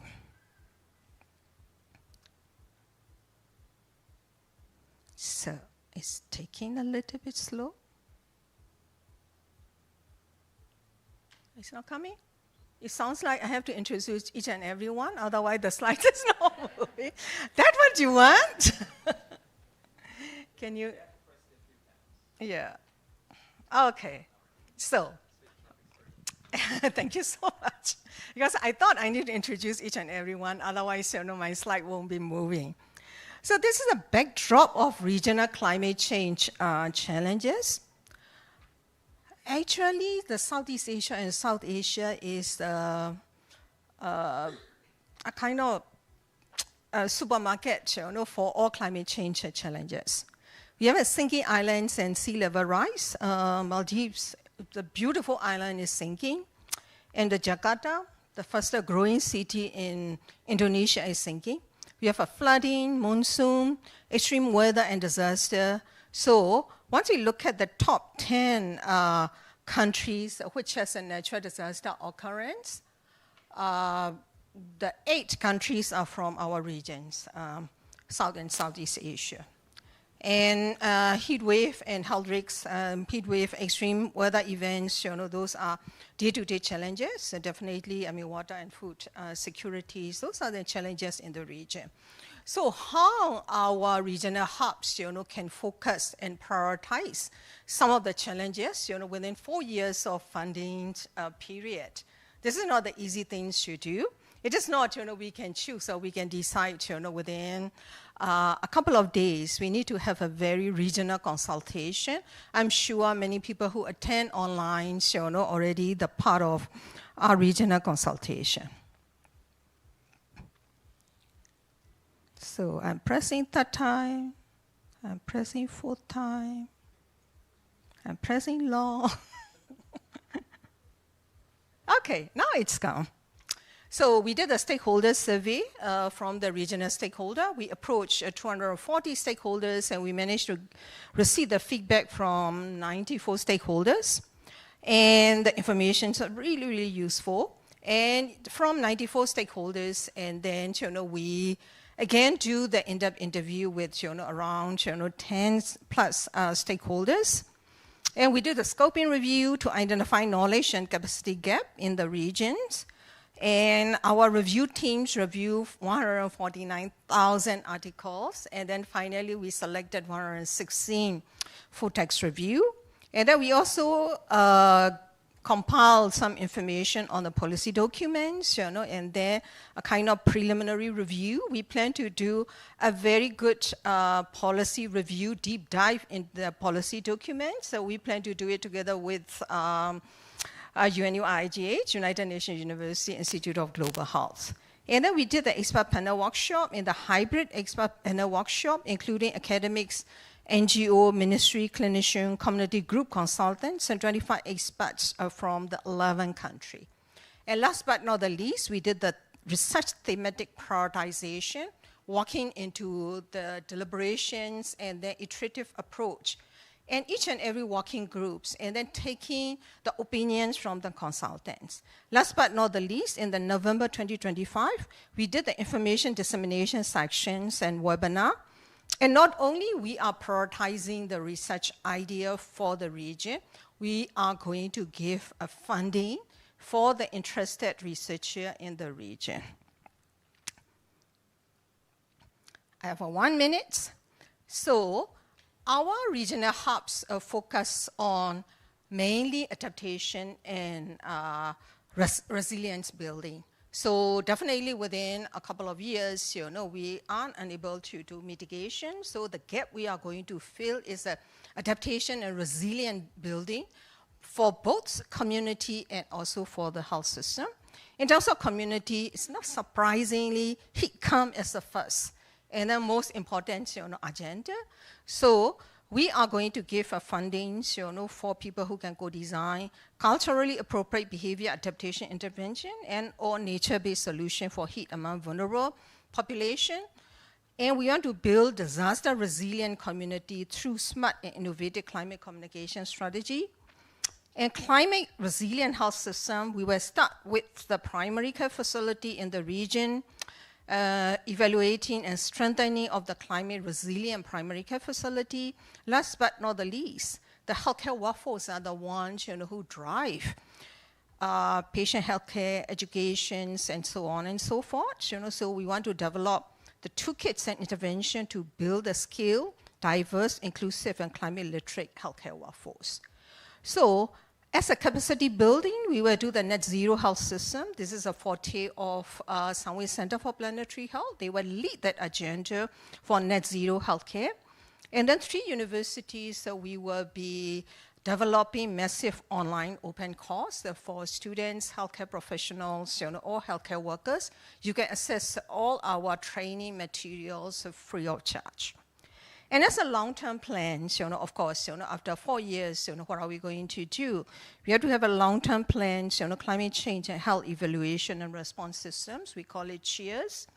It is more than dengue surveillance. Prof. Misan recommends, we can do dengue surveillance, other infectious disease, other climate-sensitive disease. And then we have a commitment from 8 cohort or community-based platform from 6 countries. And there are also some interested countries to be part of our agenda. So very much looking forward to work with everyone.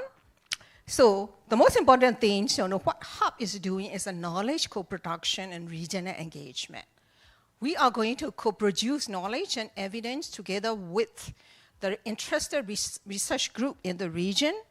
And then we are going to feed, our data to the researchers, our findings to the policymakers. And then we can share the resources, toolkits.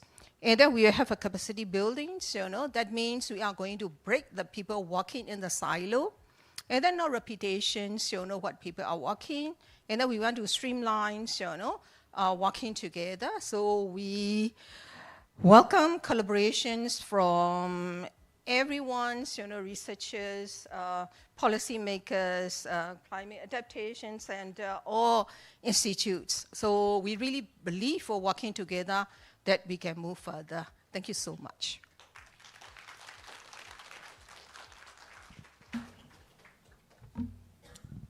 Thank you. Thank you so much. Now on to the next speaker. We have Dr. Tahiratul Asma Zakaria. She is a medical doctor and public health specialist whose career reflects a deep commitment to protecting communities from the health impacts of environmental change. Since 2012, Dr. Asma has been actively engaged in the area of environmental health, focusing on the linkages between environmental change and human health. At the Ministry of Health Malaysia, she plays a pivotal role in shaping and coordinating national strategies on climate change and health.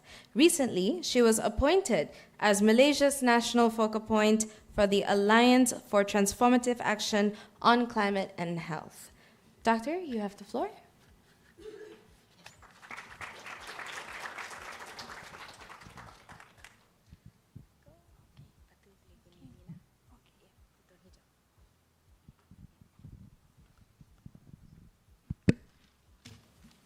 Okay. Assalamualaikum warahmatullahi taala wabarakatuh. Thank you for the MC. And first of all, thank you for Prof. Tintin for inviting me. I'm the only public government officer here among all the researchers and the academia. So I heard a lot from Prof. Mesem on the attributable risk, which is quite alarming. But then from the public health perspective, and as a government officer, I think it's a big challenge for me from the government sectors, because we can see that a climate change issue is not the one ministry's issues. The issues cross across all sectors and all ministries.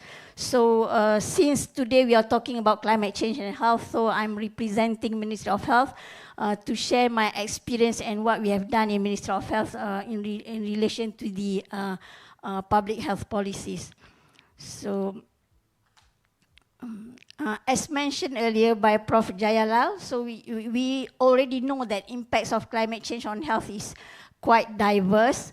So it depends on the how we are exposed to it, plus the vulnerability factors of our population. So are the various health outcomes for the climate change on the health. And we at the Ministry of Health, we are the end receiver of all the impacts of the climate change. So if you can see, the climate change can impact the agriculture sector, and it will cause food insecurity and maybe malnutrition to our population.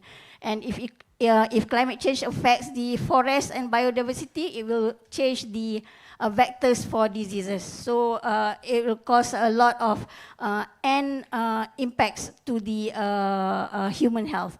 So I just show here a few examples that we normally encounter in Malaysia is that the flood. So we are seldom affected by flood, especially during the monsoon season.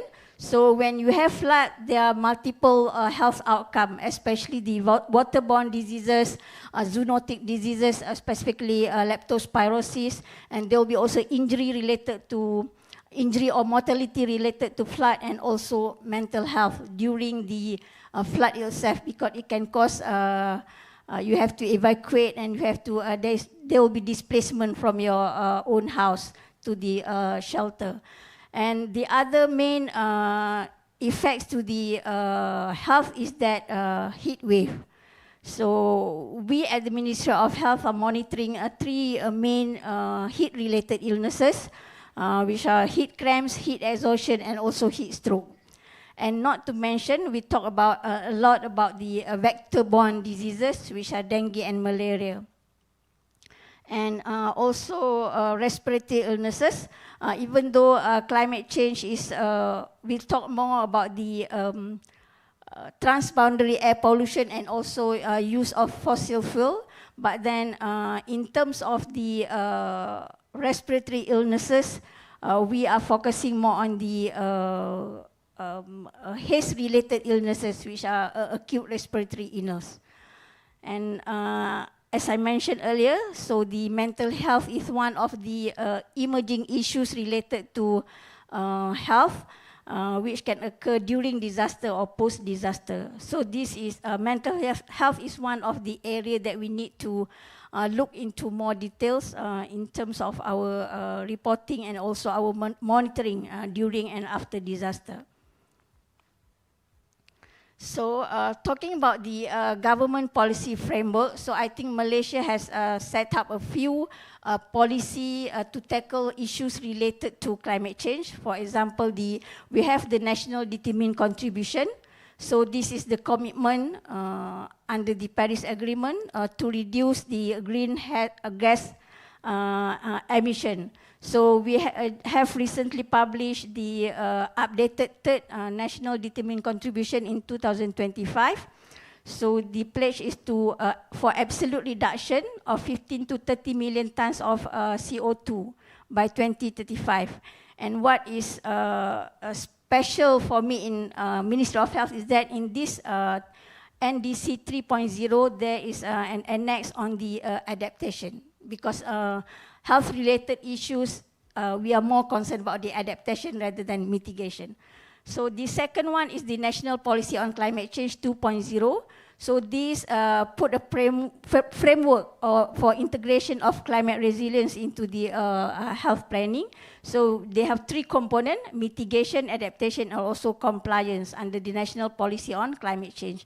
And we also have under the annex for the National Determined Contribution 3.0, we have the adaptation part where Malaysia plan or committed to develop the National Adaptation Plan. And there are 5 sectors in this National Adaptation Plan. The first one is water and coastal resources. The second one is agriculture and food security.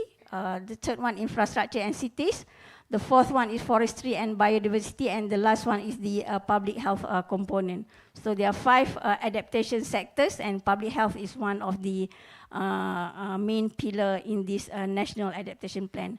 This is the first Malaysian National Adaptation Plan, and it's supposed to be completed by end of 2026. So as for the Ministry of Health itself, we have a few public health policy integration where we try to integrate climate change issue into our policy or into our programs and activities.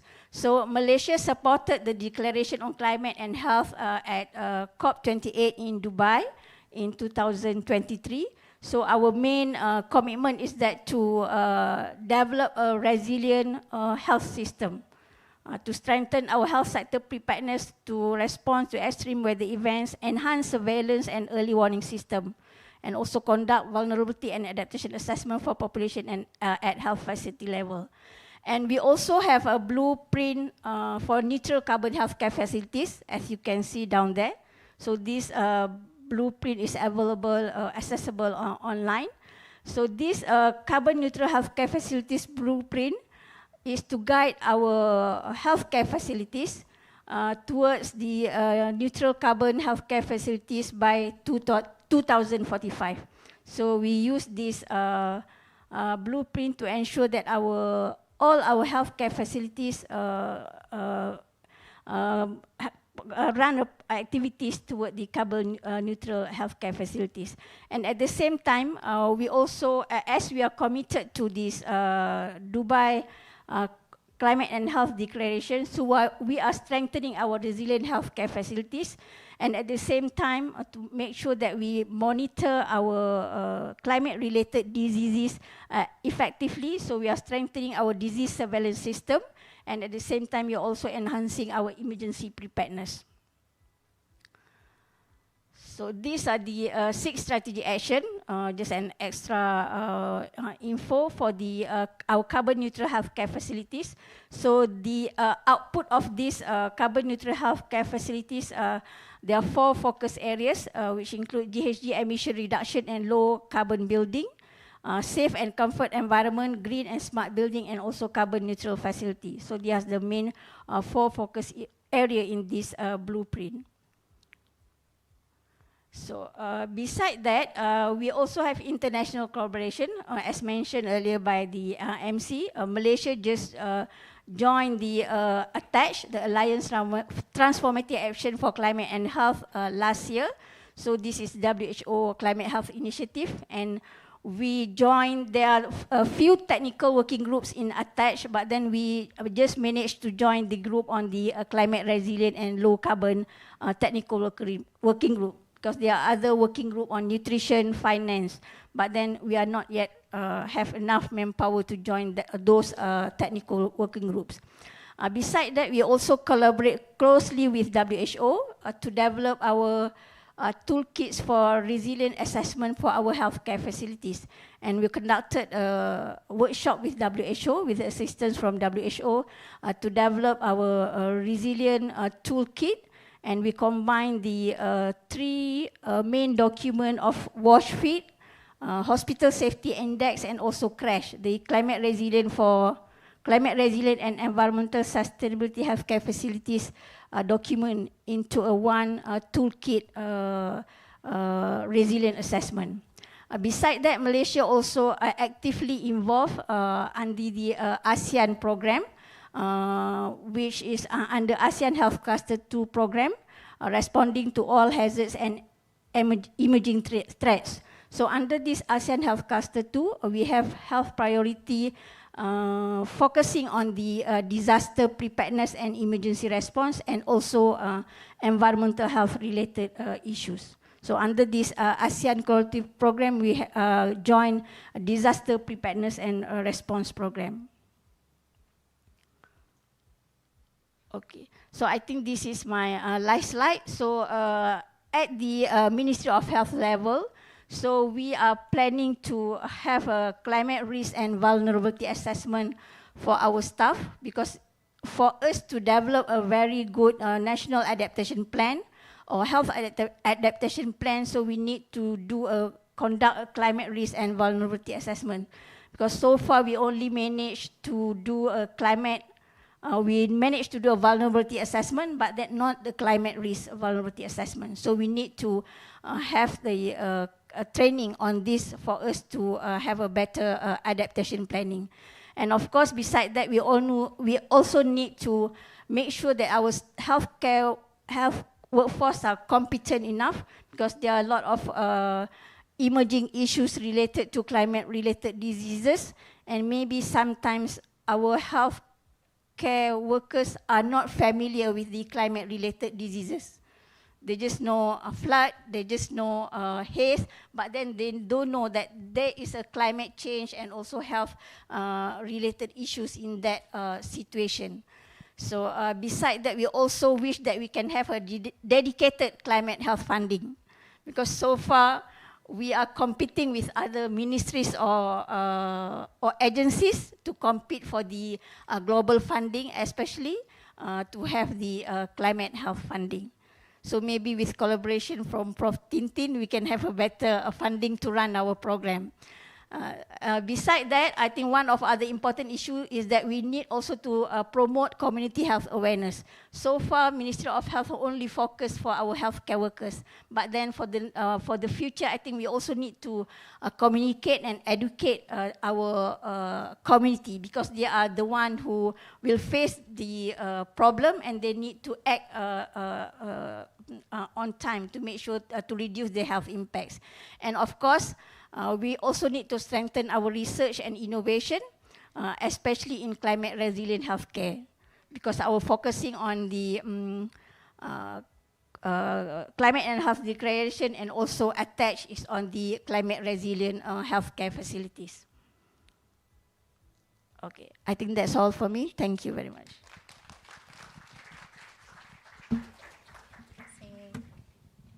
Thank you, Dr. Asma. We will now move into the forum session titled Setting the Just Transition Agenda and Climate Resilience for Public Health, from Global Framework to National Policy. This session will be moderated by Mr. Daniel Lee, Executive Director of the Selangor Climate Adaptation Center. Mr. Daniel? Thank you, Alia. Okay, good afternoon, everyone. I'm Daniel. As introduced, I'm the Executive Director for the Selangor Climate Adaptation Center, and I'll be moderating our panel discussion this afternoon. We will have 5 very distinguished panelists, whom you have heard 3 of them presented earlier on. So let me first invite our 3 presenters to join me up front here. First of all, Professor Dr. Jayalal, President of Commonwealth Medical Association, Professor Tintin Su, Director of the Regional Hub for Asia Climate Change and Health REACH, Monash University, Malaysia, and Dr. Tahiratul Asma, Senior Assistant Director, Disease Control Division, Occupational and Environmental Health Sector, Ministry of Health, to take their seats. Dr. Asma. Joining them, I would also like to invite Dr. Revati Falki, Director of the International Institute for Global Health at the UMT, based in Malaysia. She is a global health practitioner with over 20 years of experience in implementation research across the globe. And prior to this, she served as the head of climate change and health at the UK Health Security Agency, where she co-led the National Climate Risk Assessment and was the health focal point for adaptation in the UK.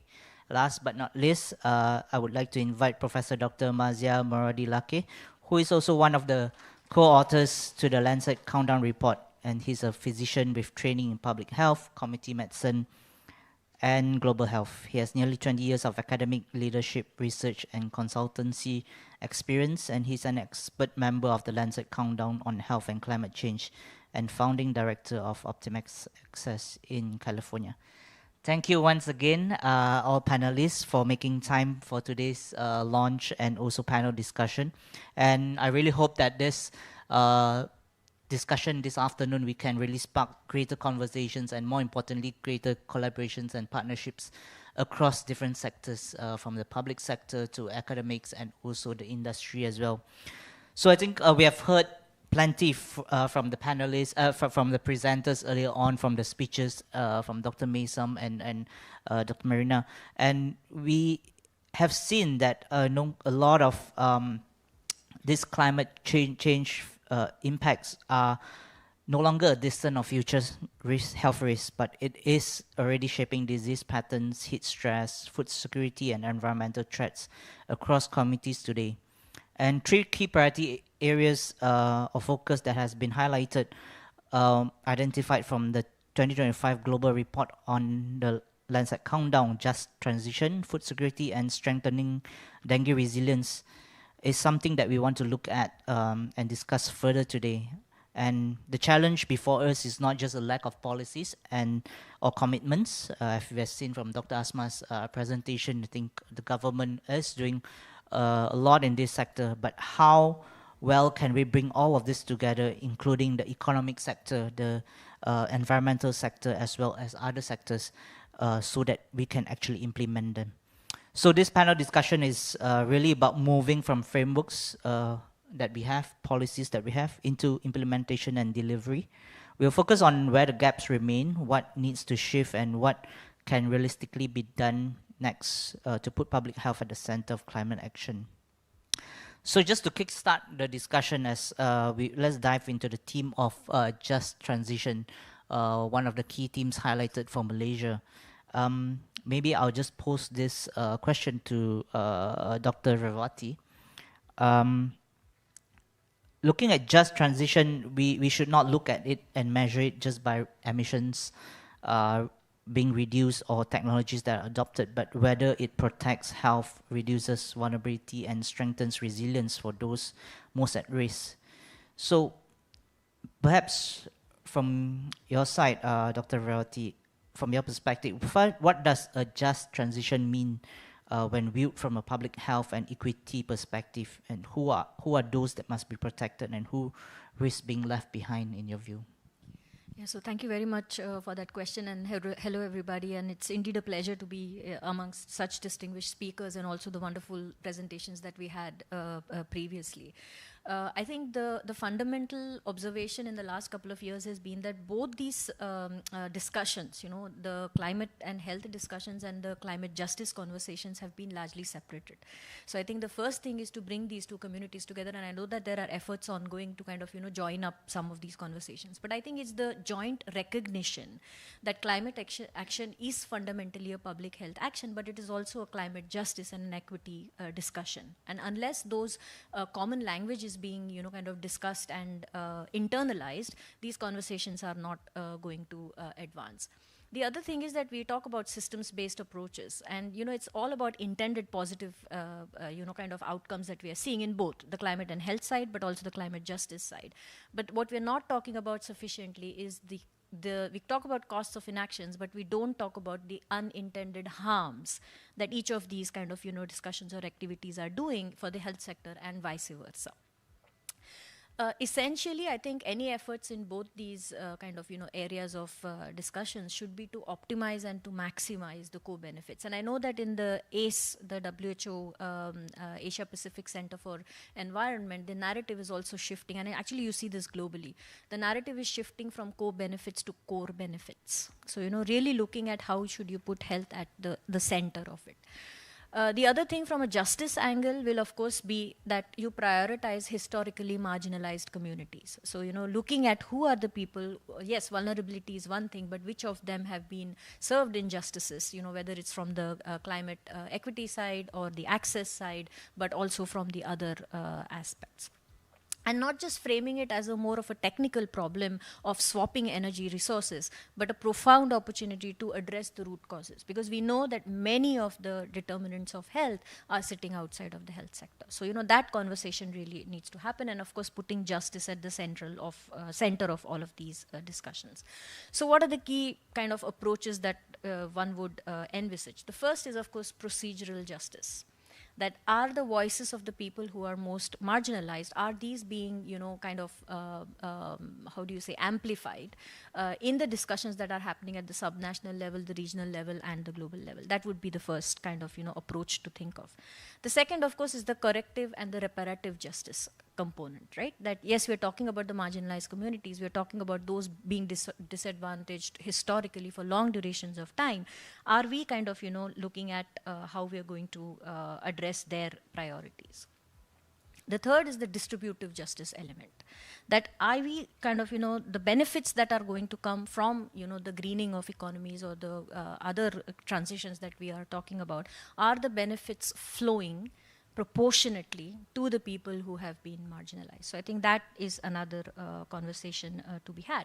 And then, of course, the balance in terms of the investments, that where are the investment going, and are we systematically tracking the investments that are ongoing, from the transitions or also from the health benefits, are they going to the right communities? And the last one, and probably it was referred to in some of the presentations earlier, was also the intergenerational justice angle. This is something really important, that, are we going to leave behind conversations to be completed by people who had nothing to do with the emissions that they are going to bear the brunt for? Coming to your second question about, who must be protected and who are at the risks. So 3 elements there. Of course, it's about the people who are vulnerable, but it is also the people who are going to have new vulnerabilities or integrated vulnerabilities because of the disruptions that we are going to cause in the economic systems, in the energy systems, in the food systems, in the health systems. And who are these people with, kind of overlapping vulnerabilities that come up? And we're not talking about it. We're still talking about single exposure, single outcomes. We talk about systems thinking approaches, but the intersectionality of these exposures on the same communities repeatedly, year after year, is not something, that methods have been sufficiently sophisticated to give us those estimates for. Then, of course, if you look at overall, and coming from the United Nations, I think the first group that comes to my mind is, of course, the countries in the global south. Countries who are incredibly climate vulnerable, but also the least prepared for responding. And these have also been the countries who have not contributed as much to the emissions that we see. But of course, countries that are dependent on fossil fuel exports. So until the diversification of their economies happen, that conversation about how much of that repurposing of that, money that is being available to them for health action is going to be a question. Second, of course, the workers and the communities in these fossil fuel and carbon intensive industries that we know, because their livelihoods, their lives, their, the entire economies of these communities are based on these energy systems which we are moving away from. So of course, within that, it's also the informal sector. So the workers that are, in the informal sector, which have the least social protection or not part of the social security systems that countries provide, those will be the people who would be of the concern.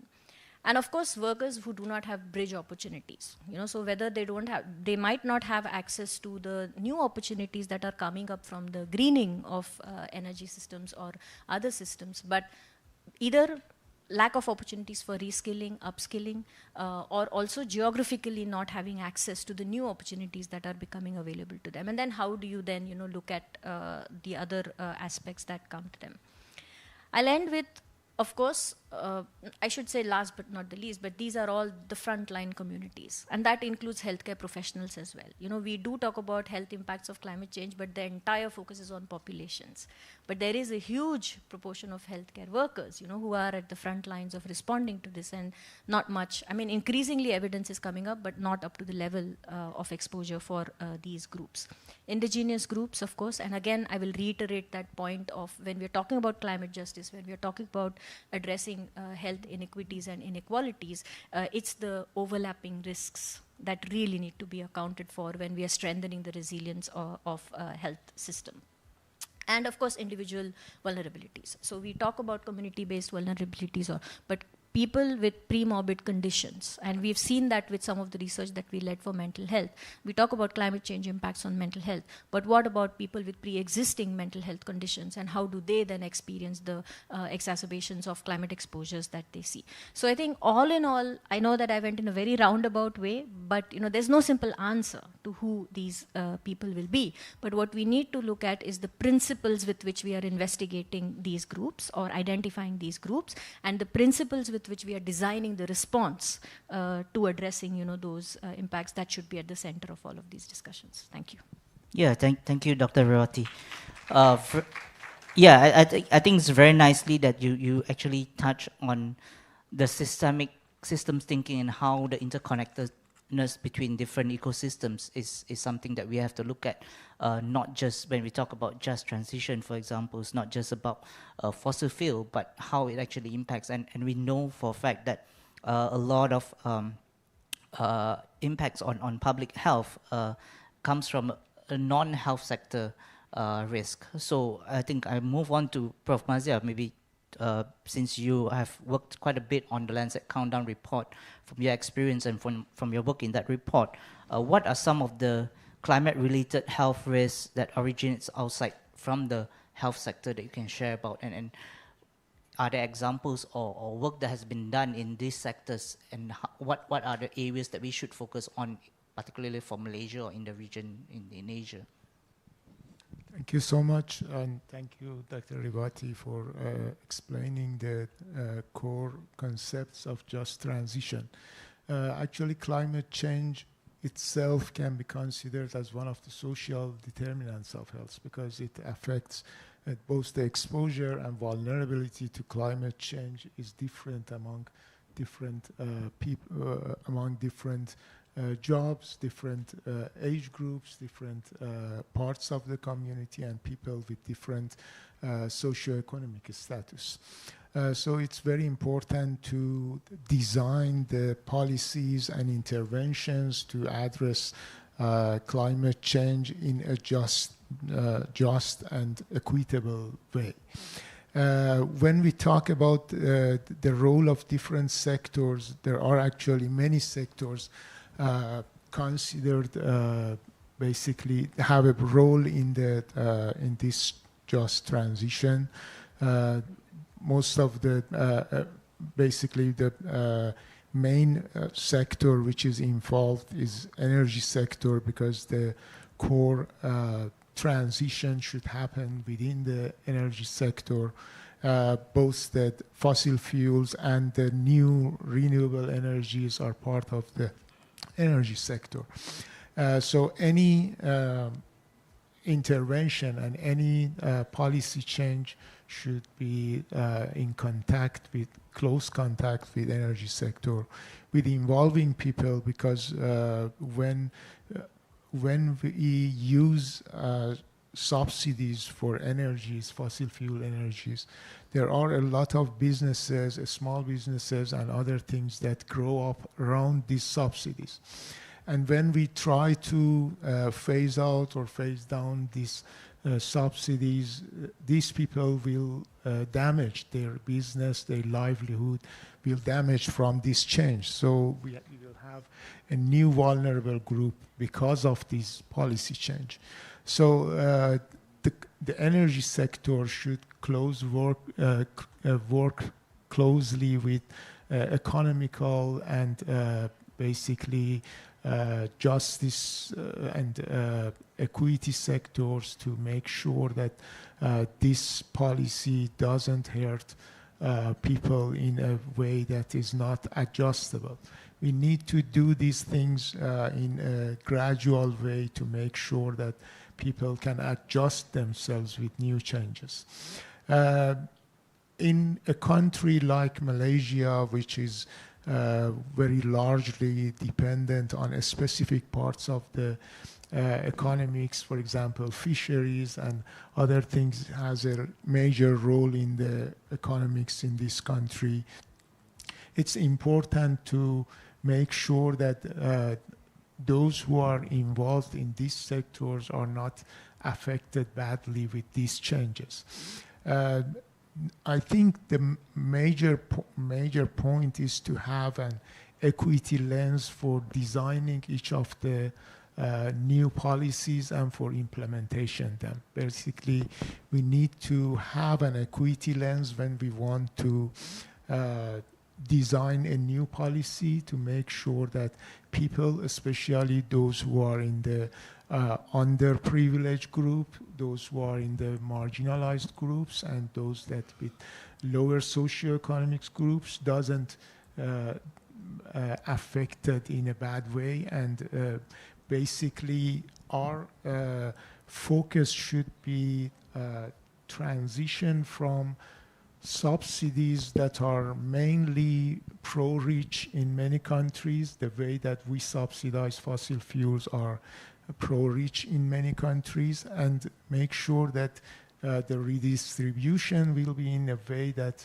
will help people in the lower socioeconomic groups in a pro-poor way and something like this.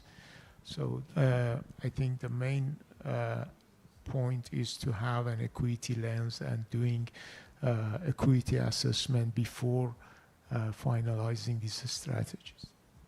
Thank you so much, Prof. Mazia. Thank you for that point. I think it's really important to look at equity and also equitable access to healthcare, public healthcare. So I think I want to jump to Dr. Asma.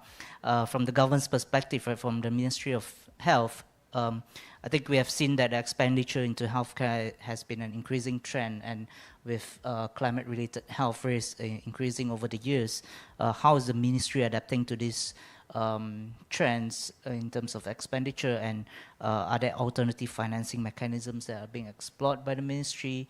What are some collaborative efforts we can do from private sector, from academia, and also government working together to look into this, ensuring equitable access to public health care?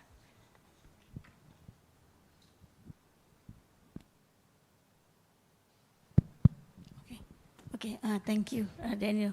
So when it comes to the accessibility to healthcare, so that is our main objective, or our main objective of Ministry of Health is that we want to make sure that the healthcare services is accessible by all level of community. So that is one of our main constraint when we talk about the climate change impact or extreme weather events, where there may be an event that there will be no there will be a limited accessibility of healthcare services to the community. So I think in terms of the expenditure, so of course the health expenditure is increasing every year, but then the budget allocated to the ministry is becoming smaller and smaller. So we need to find our ways to live with this the condition. So, but then talking about the services provided by the Ministry of Health, we are not only treating the patients, we are not only treating the disease, but then we also need to look at the health and well-being of the population as a overall. So when we look at the climate change aspect, of course we need to cater for those who are impacted directly or have diseases related to climate change. But then what are more important for us in the public health sector is that we want to prevent, we want to anticipate, and then we want to develop a resilience community towards the public health impacts. So this will, of course, will reduce the cost of indirectly will reduce the cost of treatment for the patient or from the disease from the climate event itself.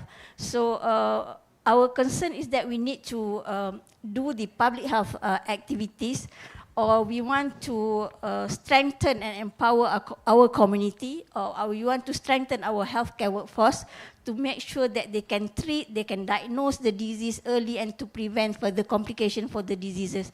So as for the prevention part, we need to do a lot of training, we need to do a lot of researches as well.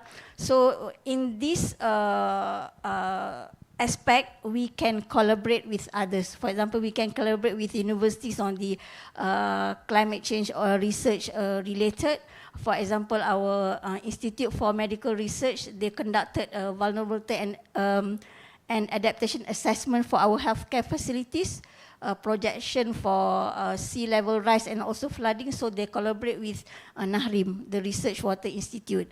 And we also have other collaboration with universities on climate-related issues. Besides that, we also have a new initiative and collaboration with NGOs. For example, we have a new initiative launched last year, which is called as Lung Health Initiative. So we collaborate with NGOs to do a screening for lung health diseases for those who are high risk. So I think from that perspective, we try to use whatever opportunity we have to collaborate with others to reduce or to anticipate and to prevent the health-related illnesses due to climate change. Thank you. Okay, thank you so much. Yeah, I think the key word in terms of collaboration is definitely something we want to push forward as one of the key agenda in moving things forward. I think probably I can jump to Prof. Dr. Jayalal and so Prof. Tintin. I think one probably more from the industry side and one from the education or academic side of things, right? I think Dr. Asma have already mentioned these are some of the areas of collaboration where government can definitely enhance working together with industry and also academics in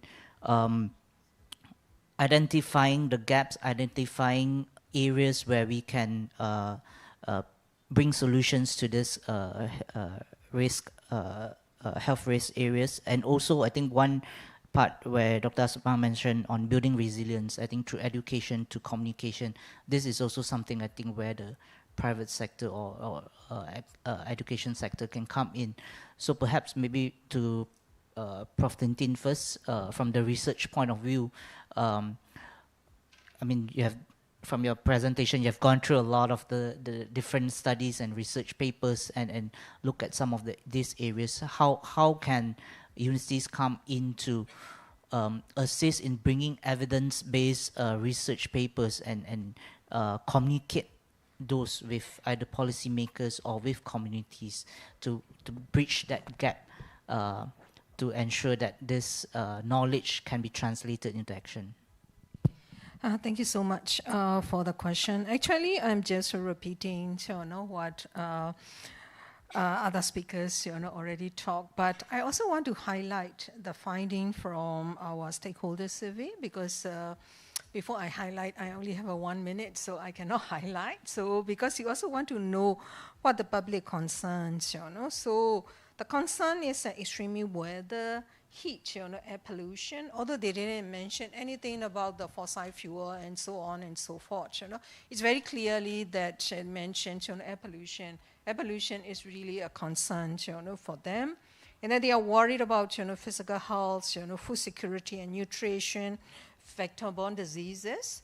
And then in terms of vulnerability, then our stakeholders identified infant and children, older adults, outdoor workers. In terms of interventions, people mention about literacy, the climate literacy. So climate literacy for the healthcare workforce and then also for the community.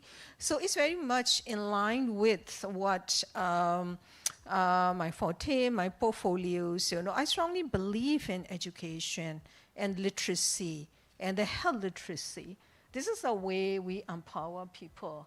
Because this is a climate change and health, it's not only the sector and systems, but also people who involve. And then the reaching to the family, then it can cover many sectors. It's not only the sector-based, it's a population-based approach. And then we totally forgot about the education. The education sectors, should be a drive. That the climate literacy educations and then the curriculums, should be embedded, in the school curriculums, from the primary school, secondary school, university, so on and so forth. So I strongly believe working with the community and then educating, improving their climate literacy from the younger age. So, and of course, our healthcare sectors is also a lot of, budget constraint.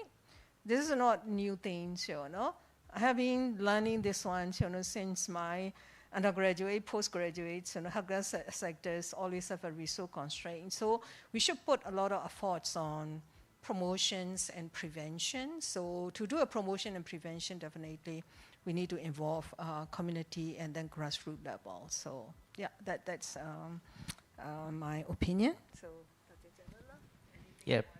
Yeah, Dr. Jayala, from the industry's point of view, I think something interesting I caught from your presentation as well is how you identified the healthcare sector itself as one of the contributors to climate change, and you're, through CMA, I suppose you're advocating for healthcare sector to do more in terms of reducing emissions or reducing the impacts of climate change.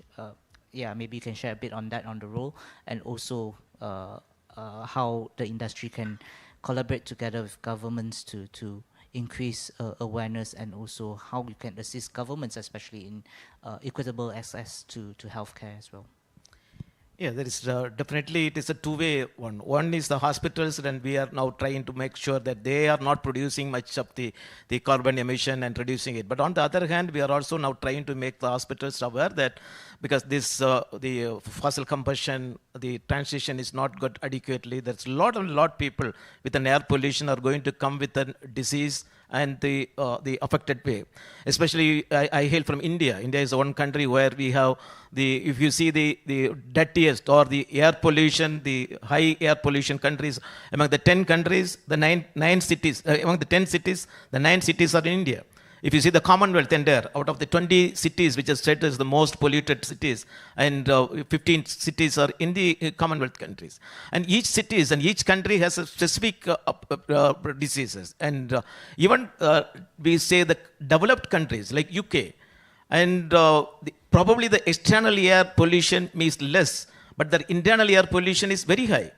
The houses in UK where they have a lot of animals they grow, the heat they are producing for the thermal regulation, outside they are not going, they're staying in the house for a longer time, the spray which they are using, the chemicals which they are using to the clean, so all that resulting in now what we terms internal air quality. Normally we talk about external air quality, but the internal air quality in that countries are becoming very less. And people in Bangladesh where they are using the kerosene for cooking mainly, that is mainly affecting the children. The premature death is now coming to up to 20% happening in the Bangladesh countries. And one of the studies also prove the children, when they are the first year of age group, when they are exposed to this air pollution, they are mentally affected much more, because that is the first year is a period where the brain capacity is going to get doubled. And if that period, if these pollutions are entering into the nervous system, and the cognitive power and the mental power is also coming down. So these are the different kind of diseases with which the people are going to come. And all our hospitals are equipped enough to face this disease and identify the diseases. Now, if you see in Delhi today, the number of people coming with a COPD and the respiratory distress is mounting like a COVID. Now we are getting thousands of people are wrong in the hospital because the air pollution level is very high. So equipping the hospital to identify the challenges which are facing in each country and responding to that. If at all we can say that is a few countries like Australia, New Zealand, they're definitely both the external and internal air qualities are less. So to do that, and definitely the capacity building is what is the most important thing. And if you see a decade ago, we were not talking about that. Doctors, we were never worried about this, and we never used to talk about the environmental health or the climate change which is affecting. Now we realize, and now this has to be, the capacity building has to be worked together. I fully agree with the madam what she said, the community engagement and the hospitals to need work with the communities than with the government and community government. And finally with the industry. Even a small desflurane we are using for an anesthesia will produce 10 times more air pollution than if you are using a non-volatile, non-nitrous compound which you are using. So industry similarly, when they are coming out of that, now we are getting a lot of reusable materials. So every reusable material going to have the e-waste which is going to create, and non-reusable material. So now we are trying to make sure the industries are coming forward with the instruments which can be reused and repeatedly used. We are not going to get it wasted and getting into put into the e-wastage constitute. So there is a lot of opportunity for the government, the industry, the community, and the medical community, medical association to roll out. The Commonwealth Medical Association, really we play a major role in equipping our national medical associations to do that. I know for many countries, in Jamaica, in areas like the Zambia, and people have now started, doctors will go only in bicycle to the hospital. They will not use big cars to that, go to the car in that. So this habit of making a bicycling, habit of making exercise and walking, all that is a part of initiative which we are doing. I think this is a multi-pronged stakeholders, all the stakeholders come to that, whether the research people like the community or the industry and the doctors themselves has to come forward and do that, because doctors has a tremendous role in two. One is they are not going to be the producers of carbon. Similarly, they have to treat the people who are coming with a much more exposure they are going to come. Okay, thank you for that. I'm just very aware of time right now. We probably have another 10 minutes or so. Probably I'll just jump to Dr. Virawati. Based on your experience working both for the government, UK government, and also now with a UN organization, you know, what sort of role can right now UN, UNC, and other multilateral organizations, agencies can play and bring together stakeholders when we talk about climate policies and climate health policies? Yeah, thank you very much, Daniel, for that. And I think what the previous two speakers said was music to my ears. You know, it's about knowledge, generation, knowledge brokering. It's about, making sure that we're making information available in the formats that they need. I think UN organizations like ours, United Nations University, are uniquely positioned to bridge a couple of, continuums. So first is, of course, bringing the global discourses, the regional discourses into the national and the subnational conversations. The second is, of course, many organizations do that, but what we are uniquely positioned is also to work with academic institutions, CSOs, bring the evidence, synthesize the evidence, bring it into policy spaces like ANGA at WHA. So we are sitting inside on that, front. So but also as an independent and a neutral academic entity. I think that is a very useful distinction to make with other implementation UN agencies such as WHO, UNICEF, IOM, UNHCR, because as an academic arm of the United Nations, we do maintain that neutrality in terms of, how evidence is perceived, communicated, and used by policymakers. The third thing is, of course, also bridging, for climate change particularly, it's also bridging that divide between humanitarian and development. Because, this is now you see so many gray zones in so many countries, climate is no longer kind of, separate from how these discussions and discourses are evolving. So that is another position of unique convening. Then, of course, we do, alongside academic institutions, we do have the convening capability for technical discussions. But alongside member states, we also have the ability to politically convene, member states to build consensus. And I think that is another position that I'm really proud of. Norm setting. So we know that, and Dr. Asma mentioned, how they integrated multiple, UN tools, including the WHO tools for risk assessments at the national level. So norm setting is something, but of course, backed by evidence. So that is an important role that UN organizations can play.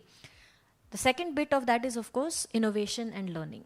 So we talk about health systems, but learning within health systems is so important that if you don't bring back that knowledge into how guidelines are revised, then there is limited use of whatever evidence that you are creating in terms of not bringing it back to the learning.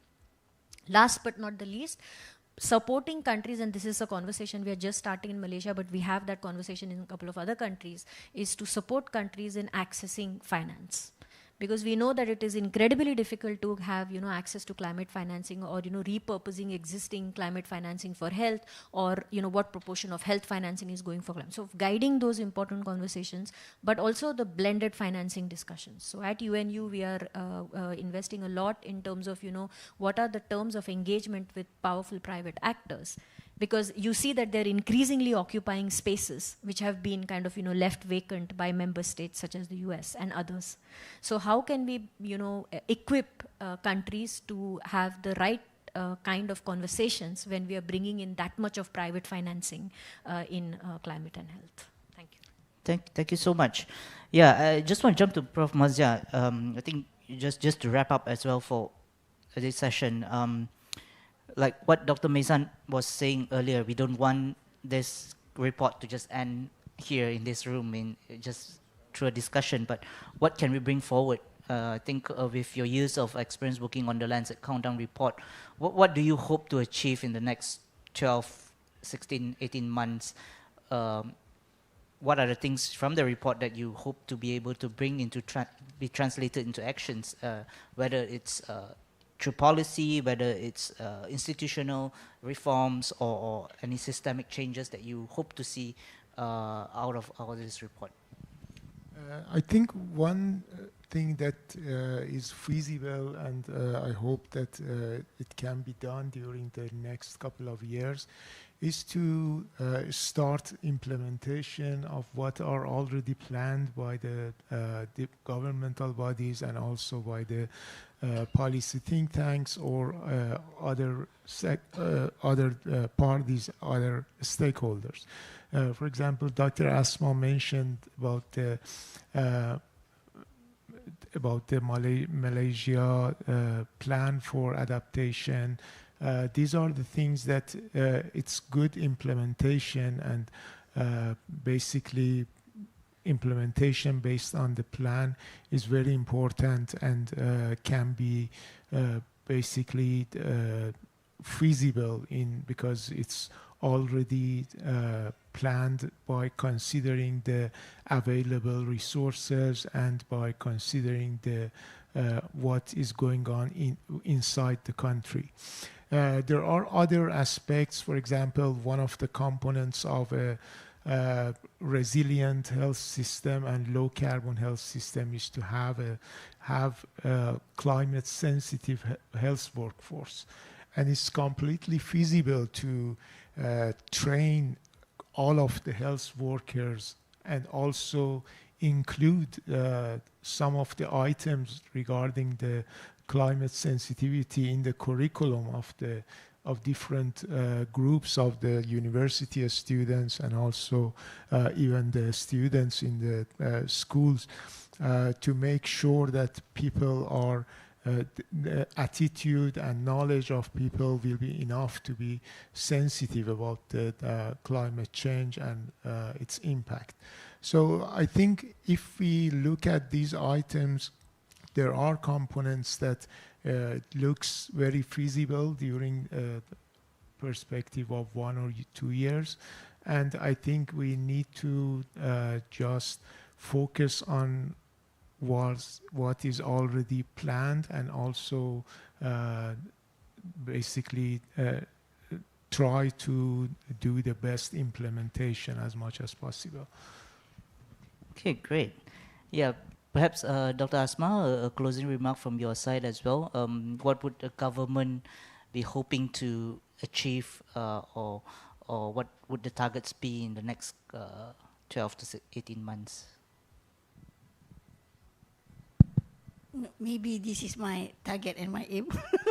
Okay, and then hopefully can be they buying in or adapted by the top management of the Ministry of Health, because I think climate change is not the priorities issues. We have to compete with a lot of other issues in the Ministry of Health. But then looking back at what we have discussed today, I think what is important is that to have a resilient health system. So when, because the health system is very broad, it comprises of the infrastructure, the health workforce, because we need to have the competent and climate sensitive health workforce. That is a new term I can use, climate sensitive health workforce. We need to update the technology, we need to have the finance for to get the resilient health system. So I think I wish that we can work and get the resilient climate health system so that we can anticipate and we can ensure that our healthcare services is not interrupted during the extreme weather event. Thank you very much.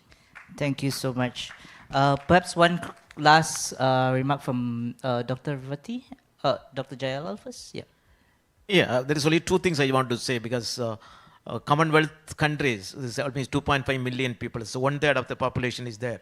But the brunt of climate change impact is felt by these people, and they are not the producers of the climate change. And there is a great mismatch is being there when we are talking about the justice, equitable justice. It is not the producers of that carbon, high carbon is not the most important people affected, the poor country people who are the affected most. So that definitely need to be done.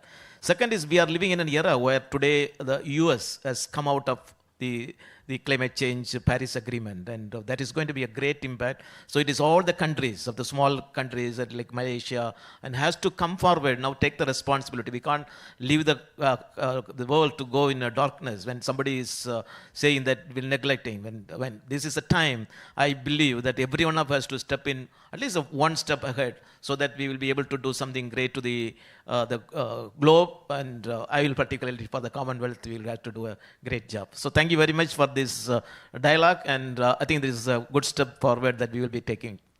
Thank you. Dr. Vrati? Yeah, thank you. I think just my message will be, to have a mindset reset, that, and also agree on where do we want to go. Because we are all talking about incremental changes in each system. They are slow, they are, whatever. But what I see missing from some of these conversations is that, yes, we want to have equity conversations, we want to have climate justice, but where do we want to land? And that is an important conversation for us to then reset everything that we are doing here. And I think that the opportunity in Malaysia is right, because as Dr. Asma said, the MINAP is being developed. They've just submitted the NDC 3.0. The Global Goal on Adaptation Indicators transformation happens over the next 24 months. And you also have the Malaysia 13 plan.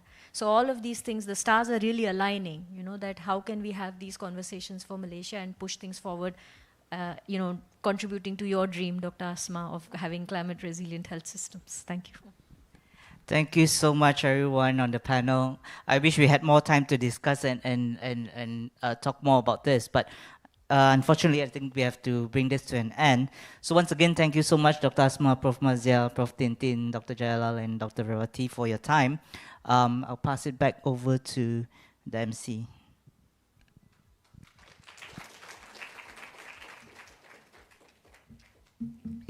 Thank you to our moderator and panelists for such a thoughtful and engaging discussion. May I kindly invite you all to head back to your seats? Thank you. All right, and we will now proceed with the token presentation and photo session. To begin, may I invite Associate Professor, Chemist, Technologist, Dr. Noor Azman bin Kassan, Director of Institute of Tropical Aquaculture and Fisheries from University Malaysia Terengganu, to come to the stage to present the tokens. Yes.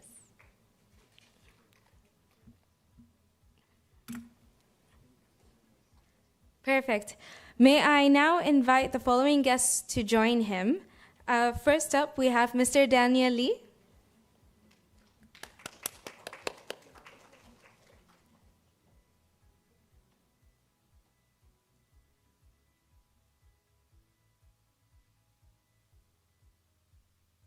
Professor Dr. John Rose Austin Jayalal.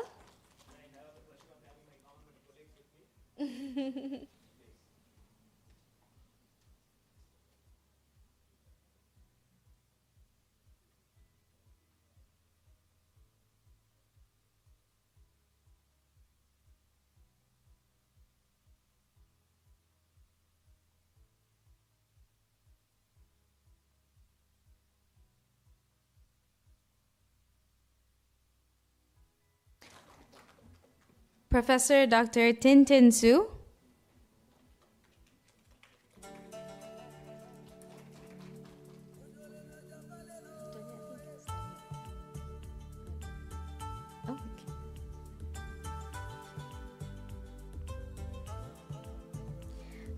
Dr. Tahiratul Asma Zakaria.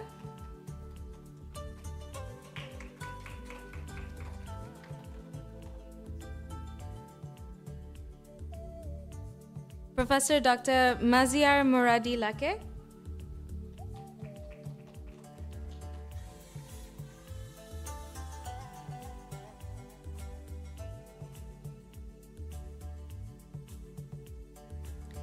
And Dr. Rivati Palke.